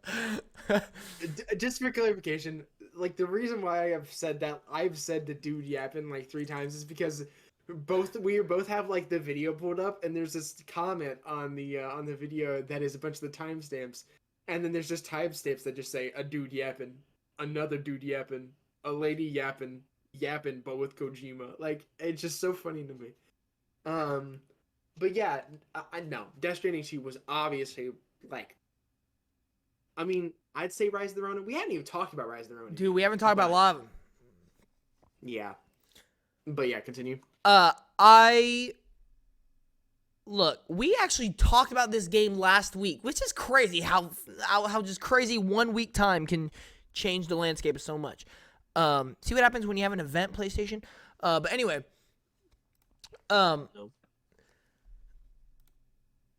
I love Death Stranding 1, but I think it'd be really hard for me to want to replay it. And I obviously we talked about it a lot last week, how I feel about the game. I think it is a great game. Like, there's very little critiques I have about it. That being said, we had some worries about Death Stranding 2, feeling kind of like just Death Stranding again, kind of, right? And to me, I did not feel that way at all. Not 1 second of the showing was I like, oh boy, here we go again. I like when it comes to the giant samurais, when it comes to that weird puppet thing, when it comes to that like liquid coming out of the human skin, when it comes to like all the different places we're able to go, that giant moon, there was a shot of him walking towards a giant moon. I'm like, that is incredible. It looks like there's a lot more shooting. It looks like there's going to be a lot more big bosses. Like there was a big dude with like a giant hand. Like he was just a giant hand. I was like, oh, this is what I'm talking about. Like this, to me, look, I'm gonna say it, and I'm gonna say it, You could say it. and I'm gonna say it. Okay. Say it. Say it. I think this is one of my most Boss man. anticipated games now. This is one of my most anticipated Okay. games. Yeah. It's not more than FF7 or Hellblade 2 right now. But I think it's in my top 5 at least. I'm very excited. I really loved everything I saw about it. I mean, you can even see in my reaction when it's up. I was having a ball watching it because I was like, "Yo, this looks so awesome!" Like I want to play it. Like I really just was loving it. Yeah, I'm not really gonna say what I will say. Look, I told Christian this. Troy Baker as the main antagonist of this game is already one of my favorite parts of that game. It was excellent. It was so excellent. And then obviously he had a really cool scene, like action scene and everything, which it's really good. The only critique I have about the game is the subtitle. So long. There's no On point. the beach. The The point game for is it to be so- officially called Death Stranding 2 on the beach. On the beach. On the beach. So we got Indiana Jones, The Great Circle, and Death Stranding 2 on the beach. So dumb names. This is Such what- dumb names. this is I'll be what straight up. names have come Where to. are we coming from? Well, like hey, I love Death Stranding 2, Electric Boogaloo as much as the next guy, but like, it's so I don't know why two games now have just made names that I'm just like, well, that's one of the names of all time. That's definitely a name. I mean, Like, like it doesn't feel like a video game name. we got games like God of War Ragnarok. We got Final Fantasy VII Rebirth. We got Jedi Fallen Order. You know, we got cool names like Jedi that. And then we got Survivor, then we got On the Beach. On the beach. Like, you're telling me there is no... They literally... The entire trailer was full of, like, on the border, on the ship, on the, like... On the strand. Right, was on the literally, strand. I think one... Yeah. That was so cool. Yeah, That was I'm such like... a good name. Yeah, they were showing so many of those little taglines, and they ended up going with on the beach. On the drawbridge was one of them. Like, there's so many other good ones, and they went with on the beach. But On the beach. whatever. Like, Title boss, is man, not what? the end of the world, but it's kind of annoying. Yeah, it is. For me, You're right. it is, man. You're right. I'm It's the most tired of important this. thing when making a game is that dang title. It is. I mean, you have to have a good title. I if mean, you want people even to Dave the enjoy it. Diver did it better. Dave the Diver, Godzilla. I mean, man, it says what it wants to say. Love it. Hey, personal game of the year right there. Like Loki, will I Sonic play X it? Shadow Generations is a cooler name than It's hard. Death Stranding It's 2 on hard. the beach. Like you cannot tell me that it isn't unfathomably Like, hard. personally, I would have rathered it just be Death Stranding 2 than have that on the beach thing. Yeah. No, definitely. Yeah, because now it's just But weird. it's weird. I don't think anybody's actually gonna refer to it as on the beach. I think it's just gonna be Death Stranding 2. It's just gonna be Death Stranding Yeah, 2. or DS2, which is what it was originally announced as, was just DS2. Yeah. But yeah, I am very much looking forward. I don't think I ever let you talk about the game at all. So go ahead. Let me say. No, okay. Like, okay. So John had mentioned it a little bit in the like whenever he was talking about it. I really liked everything in the Death Stranding 2 trailer. But there was one thing that felt so out of place. And it was the best description that I can give you. A wannabe Joker guitarist fighting a giant metal cybernetic samurai with a baby laughing in the background. Pause right there. only Hideo Kojima can do that.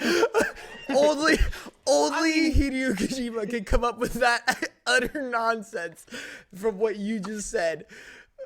I mean, it's exactly what it was. It is crazy that those are the words that I didn't think I was gonna say that sentence today. You know, like I didn't think that was gonna be one of the sentences I talked about. You forgot the fact that it's like prequel Star Wars trilogy choreography, bro. Like, I mean, dog, it's hard. I'm not saying it isn't hard, but it's just so like. Yeah. It takes you by surprise. So why? Why? I think I love it, but Lord. Well, I think I like to, because again, one of the biggest complaints about the first one, it's a walking simulator. It's too slow. It's too boring. There's not enough action, not enough combat.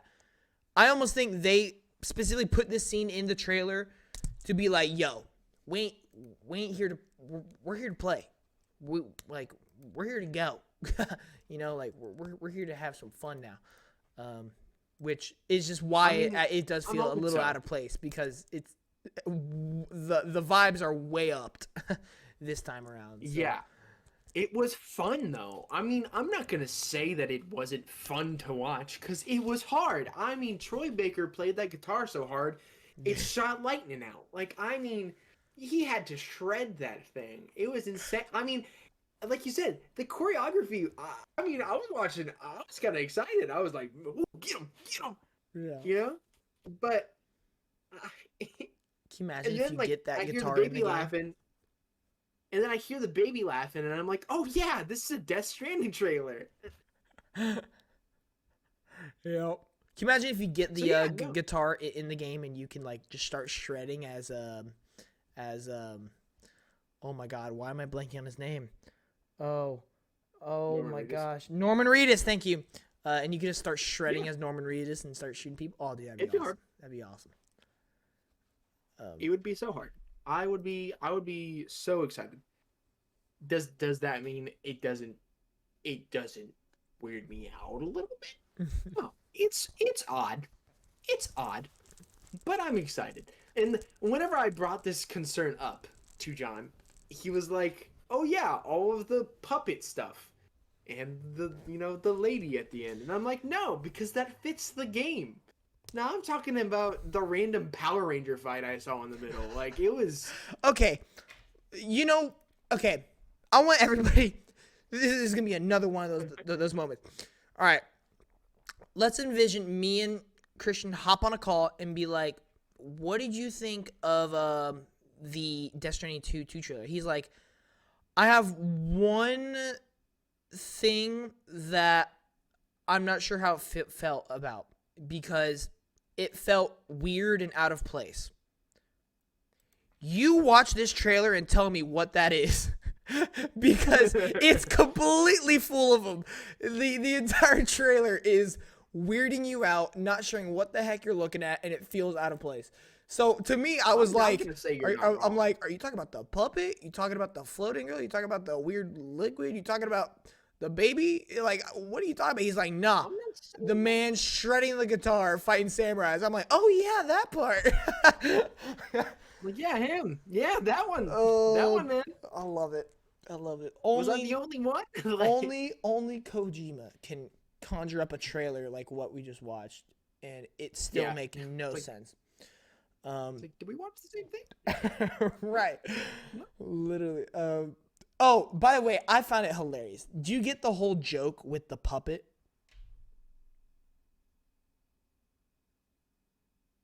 No. Okay. So it looks like Mimir. Because like we were just talking about, one of the big complaints is that the first one felt boring, too slow, that there wasn't, it was just felt like a walking simulator. And part of the thing is, like, when you're walking from point A to point B, there's nothing to do, nothing to listen to, nothing. So, what do people love listening to? Mimir when walking around as Kratos. So, they decide to give Sam Porter a Mimir of his own in this form of puppet. Where does Sam Porter put the puppet originally? Right in the right back pocket of him. And he makes no, I don't want to be there. So he takes him out of the back pocket and puts him in the front. It's such a joke on God of War and the fact that of people's criticism of the last one. I'm like, oh my gosh, just absolutely brilliant, just brilliant. I'm like, that is hilarious. But I hope people realize how much of an improvement having back and forth talking, walking from point A to point B in Death Stranding would be. Like that really is going to make a huge difference. Because I mean, it makes a difference in God of War, and you're not walking like miles on miles, you know. So yeah, it'll be interesting. Yeah. No, I'm excited. I mean, like I am excited for the game. No matter how much I'm like dogging on the idea of it, like the idea of the samurai, fighting Kurt Cobain, like I'm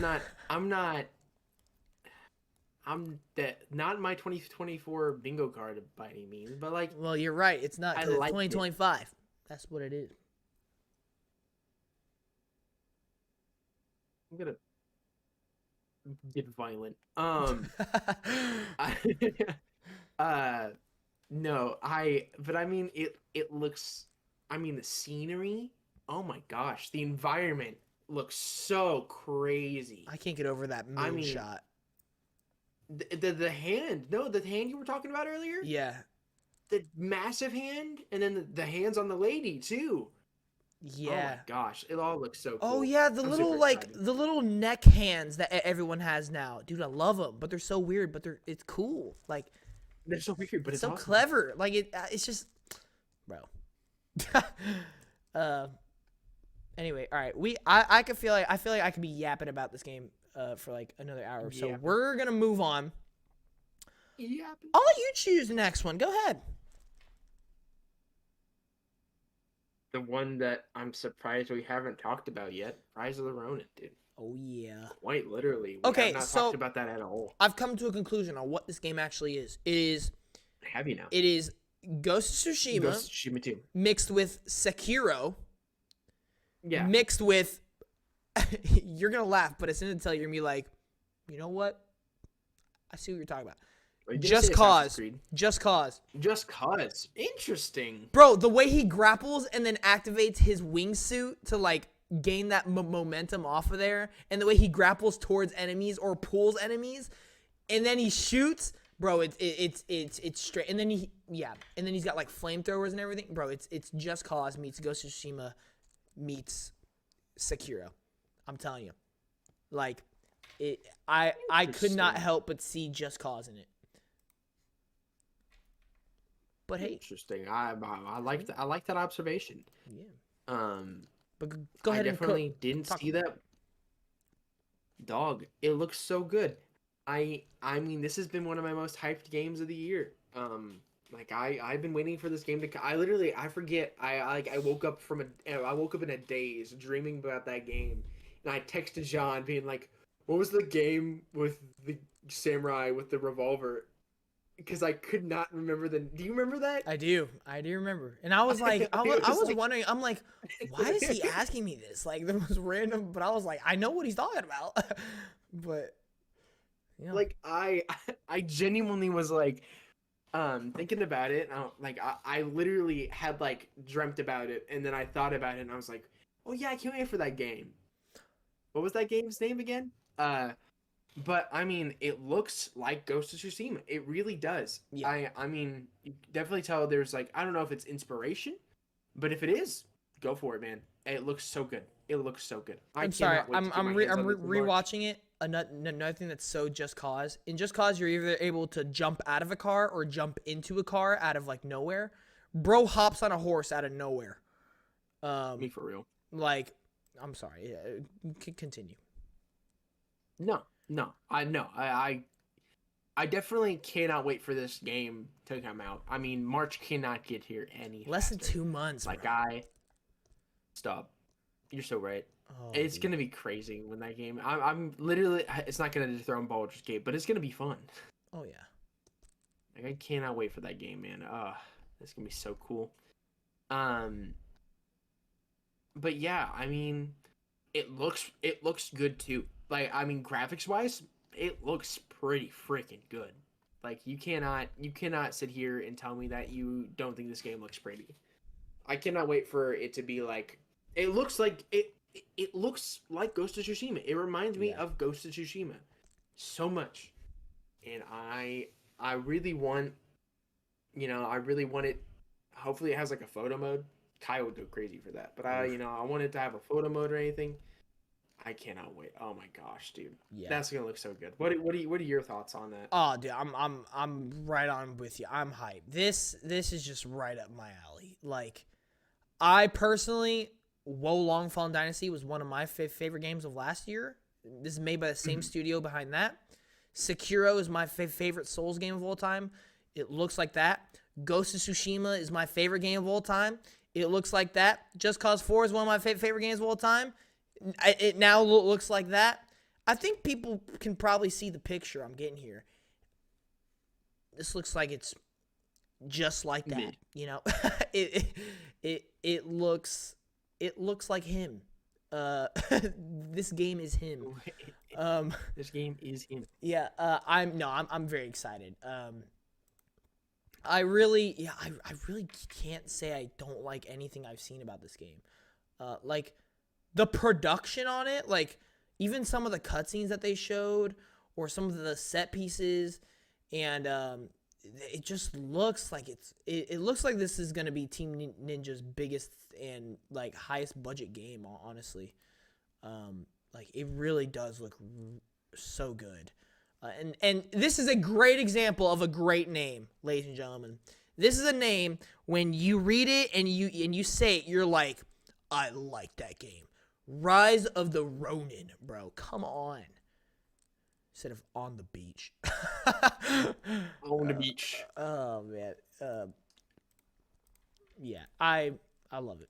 I'm very, very excited, and we've talked about multiple times. I love when games get shown off and it gets a release date really close, and you're like, oh, dude, I can't wait. I just can't wait. Which another game got that today. Which that's my little segue we're doing. Actually, are you done talking about Res Run? Anything else? Okay, let's go. All right. Stellar Blade. Stellar Blade, previously known as Project Eve.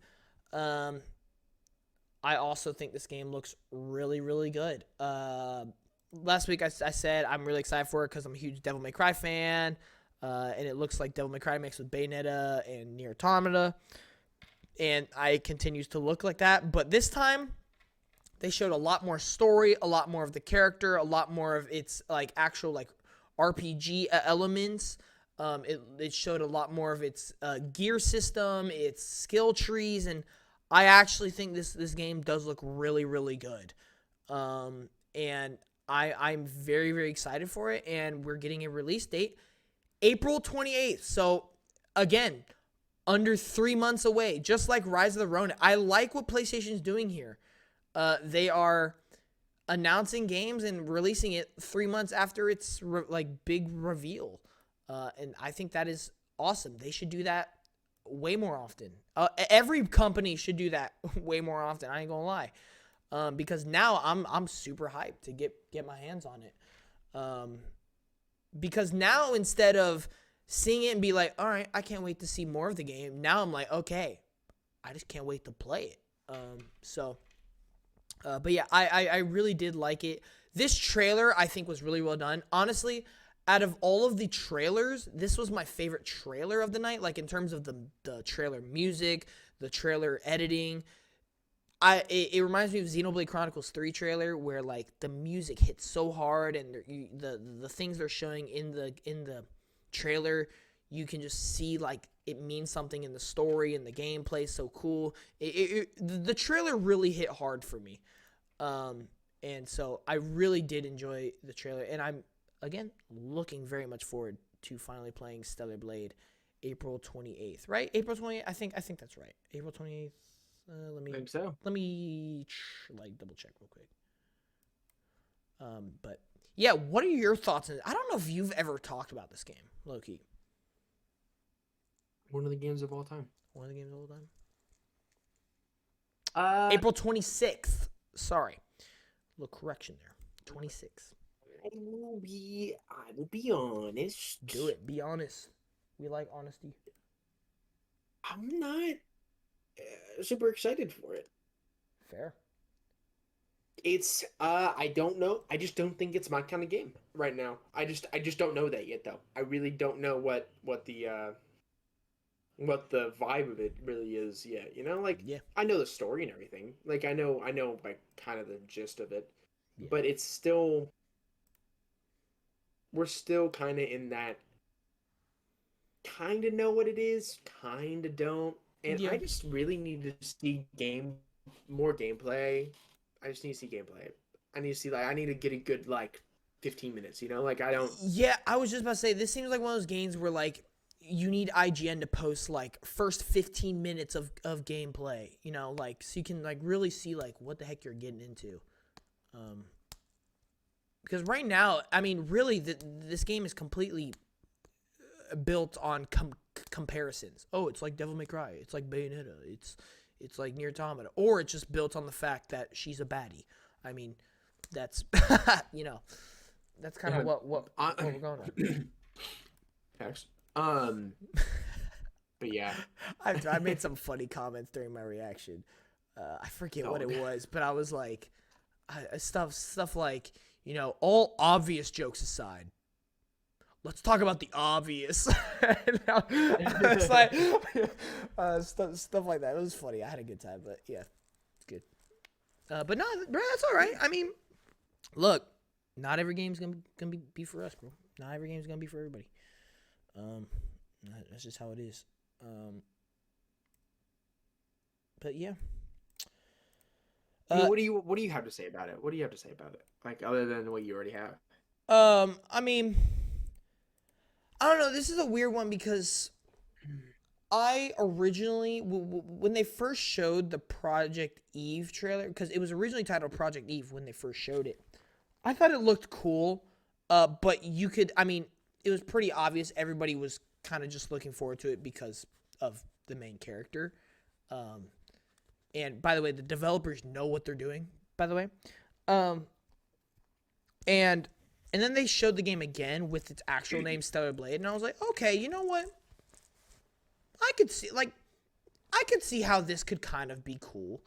And then they showed it again, I think one more time, and I was like, yeah, I think I'm gonna play it. I think it looks cool enough that I'm gonna play it. And now this trailer, I think, has really sold it for me. But I think for me, it's gonna come down to three things. Number one, I'm really hoping it's more like Devil May Cry than it is Bayonetta, which from the look of it, it kind of looks like it. The only reason I say that is because Bayonetta 3, unfortunately, I did not like. It left a kind of a bad taste in my mouth. I like the action bits of it. Like, I like the combat, but not with a game that is like this. Like, this is much more of, like, realistic, like, you know, just it's a much different visual vibe from Bayonetta. So I don't know, you know, I'd much rather be like Devil May Cry. So that's the first thing. Second is the story. I feel like the story's gonna have to hit. A baddie who has Devil May Cry combat in this super futuristic world is not gonna cut it. It has to have a lot of cool characters that I can attach to that have a lot of good arcs. It's got to have really interesting plot points. It's got to have that, especially with a game where you're going to be just hack and slashing for hours on hours. It's got to have something to grip you for hack and slashing. And then for me, the third thing is like how not repetitive it gets. A lot of hack and slashes, I feel like, and this is my big problem with FF16, is, you know, every like 5 hours you unlocked a new element. You know, you'd unlock wind, fire, all that. Outside of that, it was pretty much the exact same combat for the whole 30-hour experience. And during that whole final third, I'm like, yeah, I'm kind of done. Like, I just want to skip all these enemies and get to the boss fights. It felt like a chore getting to all those great parts. And that's due to the hack and slash formula. I mean, hack and slash is what it's what it's called. You just hack and you slash. It's just great, cool stuff. We saw the skill trees in the trailer. We saw some of the gear systems and all that. And I think that is a great way to do that. The question is, will it hold up? Will it deliver throughout the entire game? Now, we don't know how long the game is. I hope that it's not like a bloated experience. It's being made by a Korean studio, so it's not a JRPG, because JRPGs are known for being long. So we really don't know how long the game's going to be. For me, I think like the sweet spot would be from like 15 to 20 hours. I think that's probably what I would go with, but who knows? But yeah, for me, I think for me, while I am excited, I do understand what you're saying. Like, this isn't a game where when I see it, I'm like, yeah, this is like a must play. I think if you find it interesting, I think it's definitely worth a shot because I think it looks cool. But this isn't a game that I'm like, yeah, I think this game is gonna be one. I think this game is gonna be one of the best. I think I'm like, this is one of the most anticipated games. I'm just excited to play it. That's really I just think it'll be fun. I don't know if I'll end up loving it, but I think it does look really cool. So that's what I have to say about that. Interesting. Yeah. All right, I'll let you go and choose the next one. We're getting pretty close to the end here. We only got a couple more to talk about. Yeah, we only got a couple more. I mean, let's talk about the GOAT. Let's talk about Dave the Diver and Godzilla. Oh, dude. After Godzilla -1, oh, dude, I'm here for it. Honestly, like, I don't know. It looks kind of fun. I've never played Dave the Diver or anything like that, and I'll be straight up again. It's fun. The best indie game of the year. Facts, for real. No, no, it's not an indie game. That's the joke. And it was nominated for best indie game. I know. I was there when we talked about it. Oh, okay. My bad. I was just going along with the joke. My fault, my boy. But yeah, no, Dave the Diver and Godzilla, May 2024. Close release date, you know? Like, it is, dude, they started playing the OG Godzilla song at the end of it. I was, dude, fire. Hype. Yeah. I mean, it looks funny. Like, I don't know. I definitely am intrigued. I don't know. I just don't really play those kind of games. So, yeah. Definitely anybody who likes Dave the Diver and Godzilla, I definitely think this is probably a play. I don't know how much it's gonna be, but it looks like some pretty entertaining gameplay. For sure. Going to PlayStation this April, you know, like it looks fun. Do you have anything on it? No, I don't think I'll ever play it, to be honest with you. I'm just be straight up with you. I'll just be straight up. Not that I think it looks bad or I'm not interested in it. I actually think it looks fun. I feel like it's a game I actually would like. But I just, yeah, I don't really have time. It looks like a Switch game. Maybe during summer, if I really find myself having a lot of time to play stuff, I'll buy it. But yeah, if summer's somewhat dry. As of right now, I just don't see me playing it due to time and other game constraints. Yeah. Sorry if you hear yelling in the background. My family members are watching basketball. You're good. Real quick, let's go ahead and give our thoughts because we kind of touched on it a little bit. Until Dawn PS5 and PC port or remaster. I'm excited. Yeah, I'm excited about it. I think it's cool. Yeah. Yeah, I mean that's it. I think it's cool. You know, like I'm excited to see it. I think it's. Sorry, no. I'll you finish. Go ahead. I don't think it's necessary per se, but it's fun. I mean, there are like 7 other PlayStation games that I think should get a remaster, or you know, like Bloodborne. So Until Dawn getting it kind of bothers me, but I'm glad we're getting some updated graphics, even though it looks good even to today's standards. Yeah, it looks fairly good. So yeah, but I mean, other than that, I'm excited to see it. I just wish it was something else, you know? Yeah, I think you hit it right in the head. I don't think it's necessary, but I'm okay with it. Like, I think it's cool that it's getting remastered. Like, it's just another. I mean, it is a great game. So to have it on the PS5 is neat. I do think it's a better remaster than like something like Last of Us Part 2. I'm not saying the game's bad, even though I personally did think it is. But like, I think we can both agree the remaster is absolutely unnecessary. Yeah, because it came out. I mean, it came out on PS4. I mean, Yeah, and it there was really and no it need for a still remaster. looks better than most games that come out today. Yeah, So, but this is a game that's like I hate. does kind of look dated. It came out 2015, so it kind of makes sense, but at the same time, didn't Not really really. need You it. know, But like it's cool. But yeah. I wouldn't consider because like for me, I think the Last of Us Part 2 remastered was kind of like a it's not really that good of an announcement for me. But for this one, I'm like, okay, it's a decent announcement. No, obviously, I kind of dogged on the idea of a remastered, like right as soon as it was announced. I still dog on it. I just think it's funny. Yeah. I don't think it's necessary. I don't think this Until Dawn remaster is necessary. But I mean, it's coming anyways. So Yeah, it's coming, so you might as well you use it, know, right? yeah, exactly. Like it's not. I'm not gonna be mad or anything. Like it's Yeah. it's here. It's gonna be here. Excited to see stuff about it. That's all. All right. We're not gonna talk about Dragon's Dogma 2 because I feel like I've talked about that a lot on the channel. Um, I mean, actually, do you have anything to say about Dragon's Dogma 2? I don't. You haven't gotten a chance to talk about Dragon's Dogma 2, so I'll let you go ahead and I've cook. honestly, I think have have we talked about it before on the channel, or is this like a first time for I me? think I've talked about it on the channel. I don't know if we've talked about it during a podcast.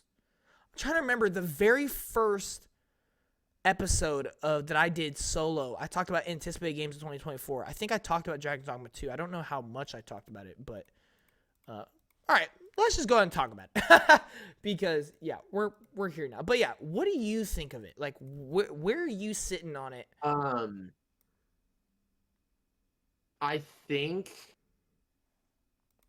I definitely think it's intriguing. I really like it already. Mm-hmm. I I didn't I didn't know really much about Dragon's Dogma whenever we first saw the trailer back a while ago.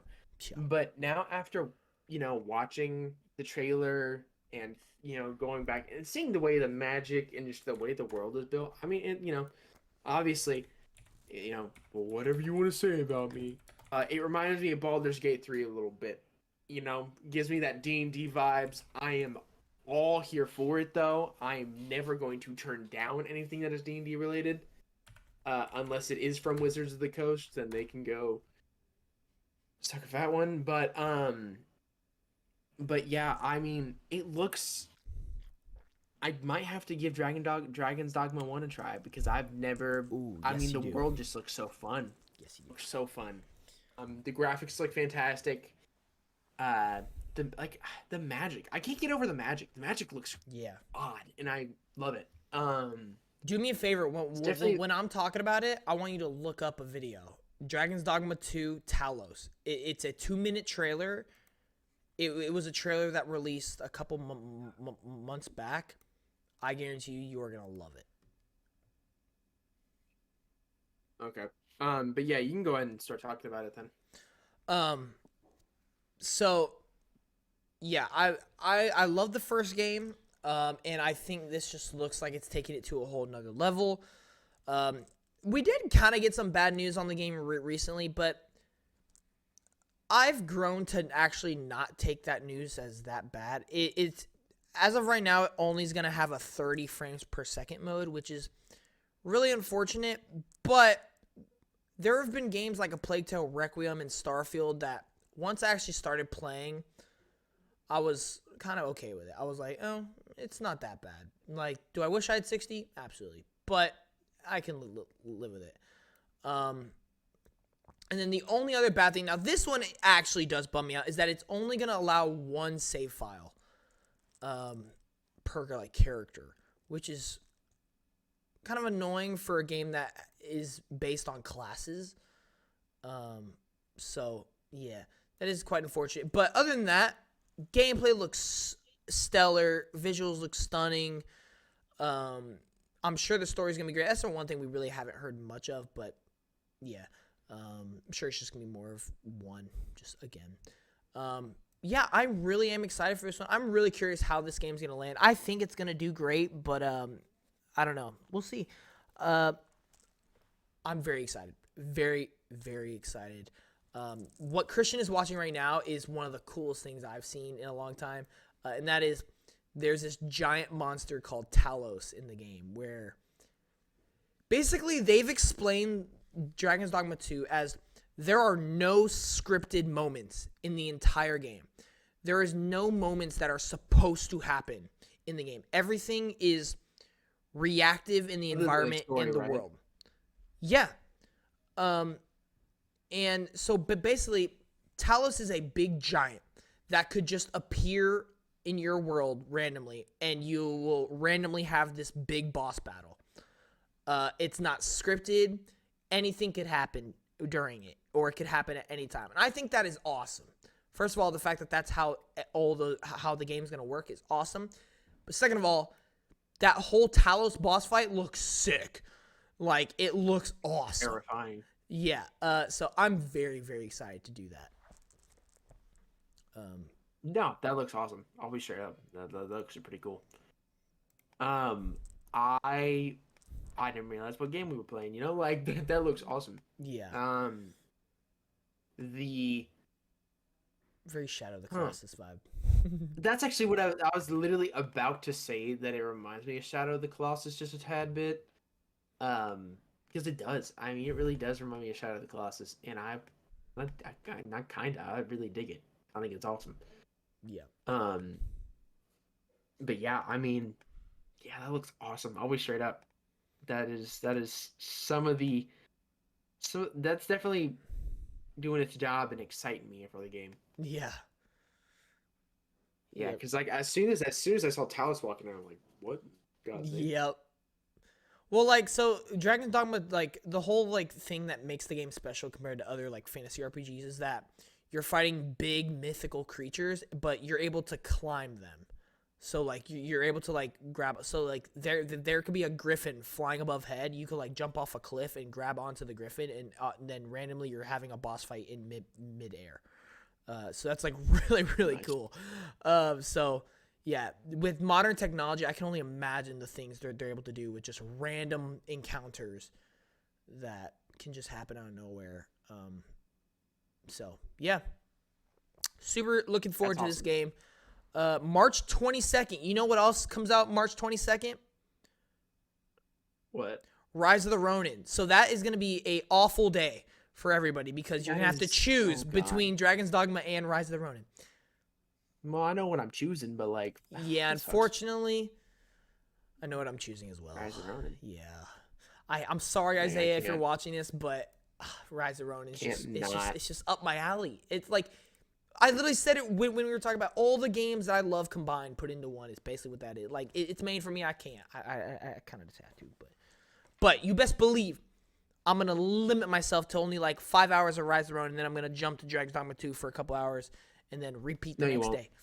You're right. I'm probably gonna get addicted to Rise of Ronin. It's gonna be over. It's gonna be over. No. I know you. I know you a little too well for that. Why did it have to come out the same day? There's the whole month of March. Gosh darn it. Oh, you know what else comes out in March? WWE. That also takes up a lot of my time. Oh, jeez. Anyway. Okay, buddy. Yeah. All right. Let's move on to the next one. I think we only got 2 more to talk about. Wait, let me just... yeah, only 2 more. All right. I want to save one of them for last. We're going to go with the worst thing in the show, in my opinion. Oh, yeah, that one. Which I hate saying this. And okay, let me preference. I don't think the game looks awful. I am just majorly underwhelmed and disappointed with what I was expecting. Silent Hill 2 remake. Mhm. I think there is a couple problems. A couple problems here. First problem, Really? I think there is I think it is really early in development. The reason I say that is cuz it looked really rough. And second of all, the game got announced almost 2 years ago, and we finally got another trailer, and at the end it said in development. Development. Not That even is coming insane to soon. me. Not even coming soon, or like 2025 or 2024, just in development. That is not a good confidence booster for a game that I looks hope they really take rough. I hope they take criticism, man, because Lord, it is sadly kind of confirmed. Like I said, what I was talking about in prior showcases or in prior podcasts. So yeah, Yeah. continue. That's right. And then my second problem, unfortunately, I don't. As much as I love Bloober Team, and as much as I would love Konami to be back in their prime, EA Motive delivered Dead Space to an extremely high quality. Capcom delivered Resident Evil 4 to an extremely high quality. Remedy delivered a completely new game to an extremely high quality. And this does not look anything like anywhere close to those three. I think it looks miles. I'm not going to say worse, but I'm going to say. Okay, fair enough. I'll let you say it. I didn't say it, but he said it, and I agree. But anyway. It does not look good. No, it doesn't. It looks like it can't. You said it best when we were talking about it beforehand. It looks like something that should have came out last generation. Yeah. Which I think comes back to the whole, I think we were kind of spoiled with 3 outstanding survival horror games last year. That now this one. Spoiled? No. That should be the standard. Right. Raise their game, man. Like, if this one came out before those 3, we might not be having the same conversation. But it's not. I'm just not feeling it. I'm not feeling it. It just doesn't hold up. It just doesn't hold up. Now, here's the thing. I'm still going to play it, and I'm still excited to play it because I've heard it has an amazing story. I've heard it has great music. I've heard so many great things. So no matter what, the core of the game is going to be great. But visually and just like rough around the edges wise, I don't think it looks very great. I think the shooting looks like you're shooting little tacks. Like, I don't know. And the melee combat does not look or feel impactful whatsoever. I don't know. I really have a lot of worry about this game now, which is so sad because I was really hyped for it. I know, you were kind of talking it up, my man. I was. But, yeah, literally, I'm looking at it now. In development for PlayStation 5. No dirt. That's what you told me 2.5 years, or like 2 years ago. Like, golly, dude. If this is this year, I'm worried. I'm really worried. If this is this year, because you have a lot to do before that game comes out, in my opinion. Yeah. No, completely agree. Oh, God, it really pains me to say it. Now, the game could still very well be great, but from this trailer alone, I'm not feeling it. That's what I'll say. But yeah. As I have said before, and as I will say again, I'm scared that people wanted a Silent Hill 2 remake so bad without taking in what it would look like. Like they gave it to us. They really did. They're trying. God, you have to understand that it cannot look like Resident Evil 2 because that is just not what the game was. Yeah. Like, the only reason why Resi 2 Remake worked as well as it did is because it fit that game.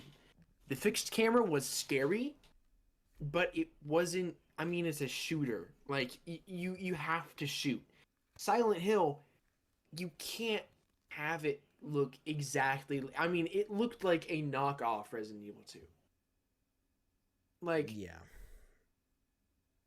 it cannot look like that. And like It you had low-key said it looked like it again had a really before. low budget. I'm not gonna lie. Yeah, before you even had said why what was it?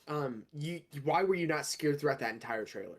Like Oh, there was yeah. no fear whatsoever. Like it literally the monsters just weren't scary No. at all. Like I like and then it's the fact that it was literally showed up by a by something by the same IP my Franchise, yeah. dogs by the same IP but like I don't know. I don't Yeah. know.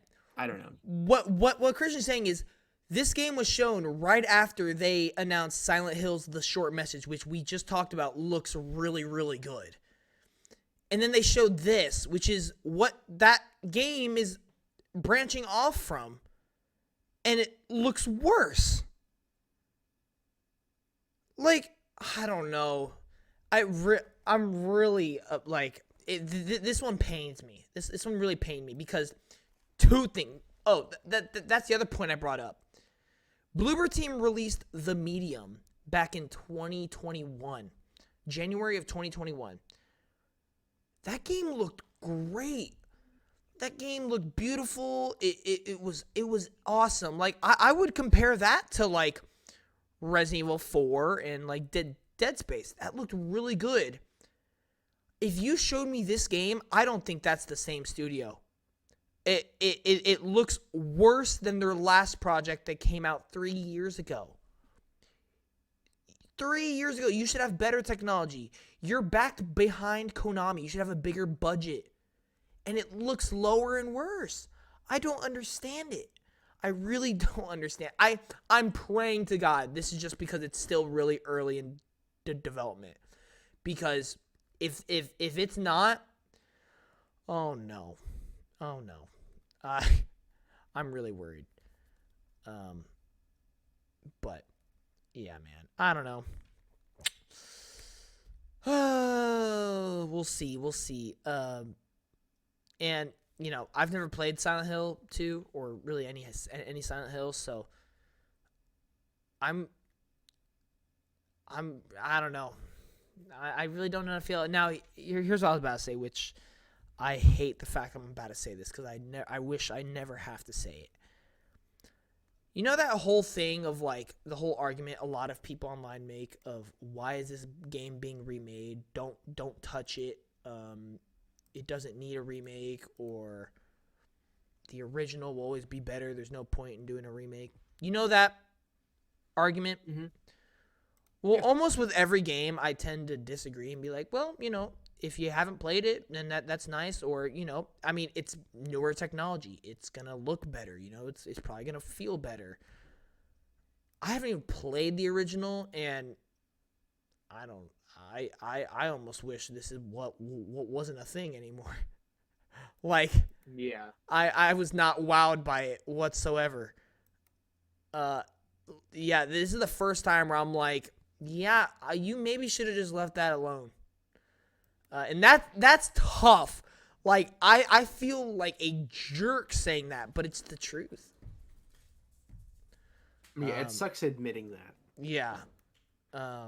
Like, honestly, my hype for this game has gone so far down. I'm still a little hyped just because of every good thing I've heard about this game.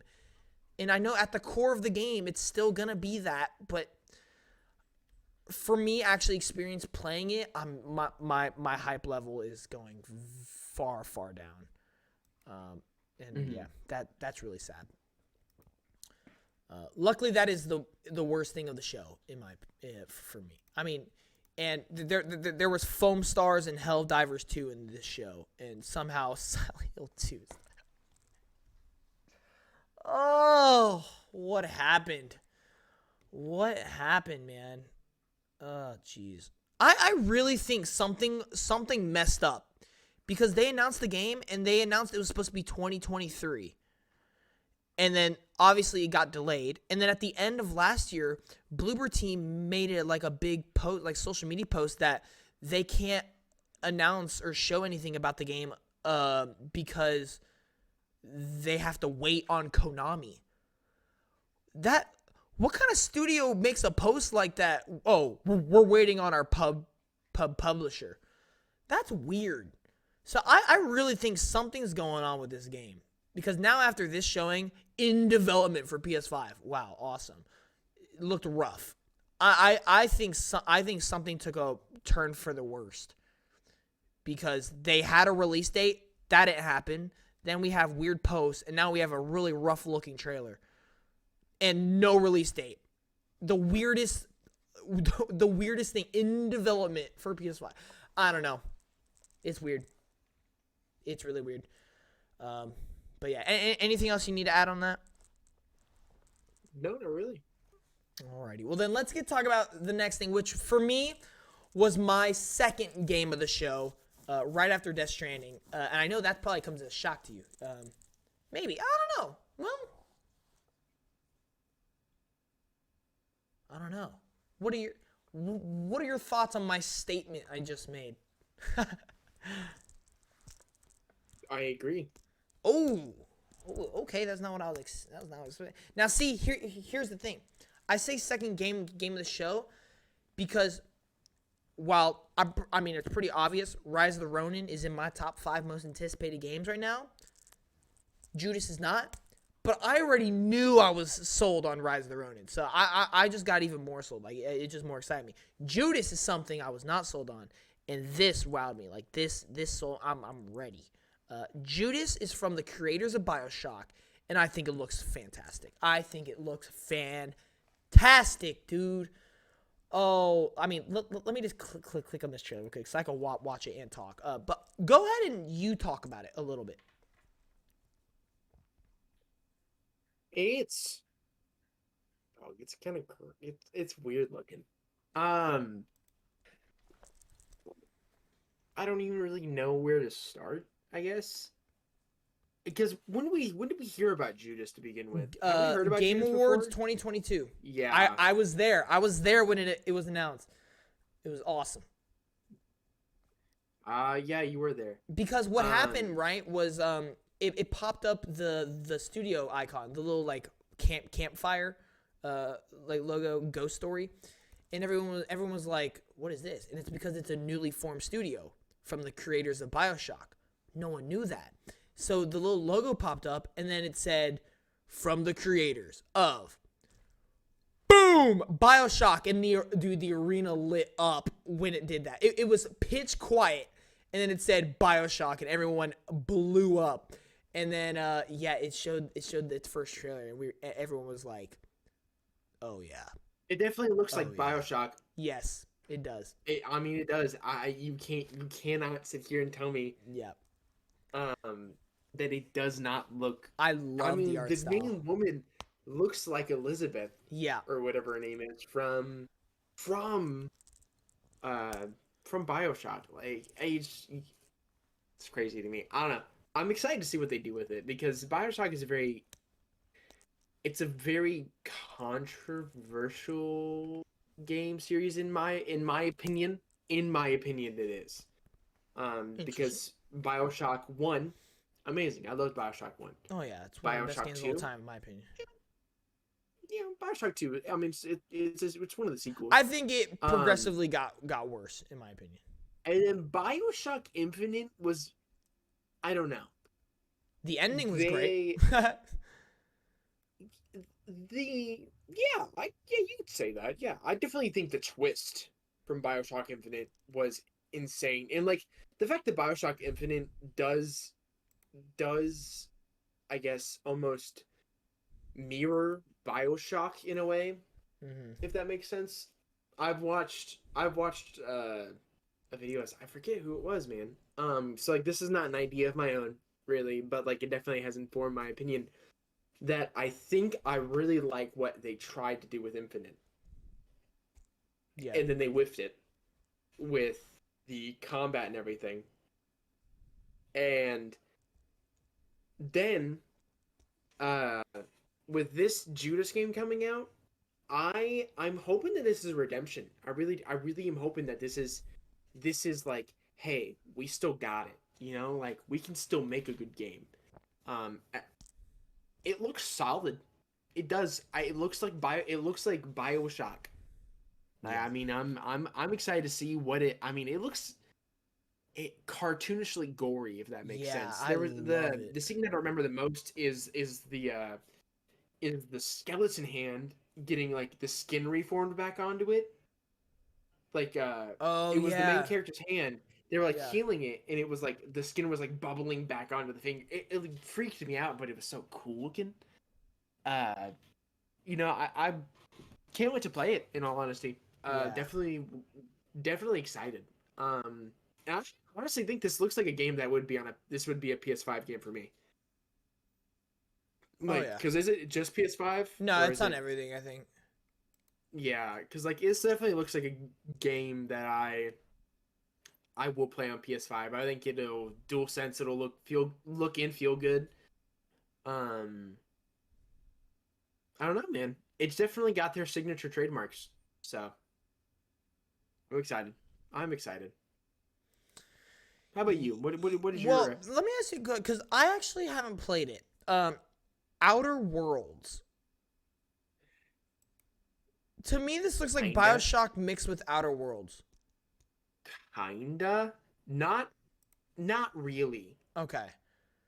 Because I've seen because like some things of Outer in Worlds, all and I'm like, it honesty, kind of reminds me of that. But Outer Worlds is if Obsidian made Starfield instead of okay, instead of Bethesda. okay, um which, seeing that I like Outer Worlds a little bit more, says something about just that whole concept. But if I'm gonna give this a what games I think this looks like, obviously BioShock yeah. meets Prey Ooh, with the because we're on like, from what I can interesting. tell, I think we're on a space station. That's a good shout. I think it looks Huh. like it's BioShock, because you had BioShock Under the Sea, BioShock in the air, and now you have BioShock, like Yeah. BioShock in I I space. I could see that. I could see that. Um, I don't know. I don't know yet. I want to see more. We got Yeah, some I gunplay. really We got do. some gameplay. Man, We we got didn't some get of any the kind of the a power release play, date, but we didn't get. unfortunately. No, it's still set in development. Yeah. Um. Um, Here. Yeah. I love the art style. I'm in love with it. I like. Oh, I love it. Gameplay looks like Bioshock awesomeness. The music was kind of nice. For um, God, what was I literally about to say? Um, oh, I do have a question. Because I kind of want to theorize about this because this is so interesting. Um, what do you think this game is about? Because I it I don't know. parts of it looks like alternate realities, but then some of it looks like time travel. Because then the like tagline is fix what you broke. And there's like a lot of segments at the beginning where you're seeing two different versions of the main character. And then you're like somebody like I remember watching a video when this game was first announced at the Game Awards. The Judas logo, the Judas logo has like the little circles, like I forget what they call them, like maybe like time nodes. Like it looks like time. So do you think this is about time, or do you think this is something else? I wouldn't put it past him. To explain why I feel like that might be the case is, do you know anything about BioShock Infinite Yeah, at all? yeah, You know that it deals with different dimensions, right? yeah. I think it's the same case. Okay, so you I think think it's it different is. dimensions? Okay. Different dimensions and more or less different timelines. It's hard to differentiate both of those concepts, Mm-hmm. but in my head it makes sense. I don't think it's like an alternate universe as in like, oh, everything's completely different here. I think it's Okay. two timelines that are happening concurrently that are like, oh, well, you made this decision, so Okay, so basically like you made Flashpoint. this decision. Bas- So. basically Flashpoint. Yeah, Okay. yeah, exactly like Flashpoint. Okay. Not like as in like multiverse, like as in there's different dimensions, like full on different dimensions like Bioshock Infinite, but different dimensions in the sense that it is um two timelines happening concurrently at once. Did you play the side story in Starfield that was about the moon, the planet, like the research base that was stuck in two Yes. different time. Oh my gosh, yes, and you kept You on played that? phasing in and out. Yes. I Yes. wonder if it's gonna be like that a little bit. Okay. I hope. I hope Oh, it's. that I would hope be it's. cool. Yeah, because I mean, it was a very interesting. It was a very interesting. I mean, size. I mean, obviously, seeing how much I didn't really like Starfield, I really liked that side story. I mean, heck, one of my friends, Will, even was like, "Dog, that's a like he was talking to me about it. Like, it's a very cool concept, and if that's what Judas even is remotely, that would be pretty hard. I'll be excited. Um, but yeah, I don't know. I don't know just yet. Oh, I cannot I wait. remember someone saying something because like Judas, that's a weird name. Like Judas in the Bible is the guy who betrayed Jesus. Jesus, yeah. Yeah. So I don't know. Maybe there's Yeah. some kind of connect, bro.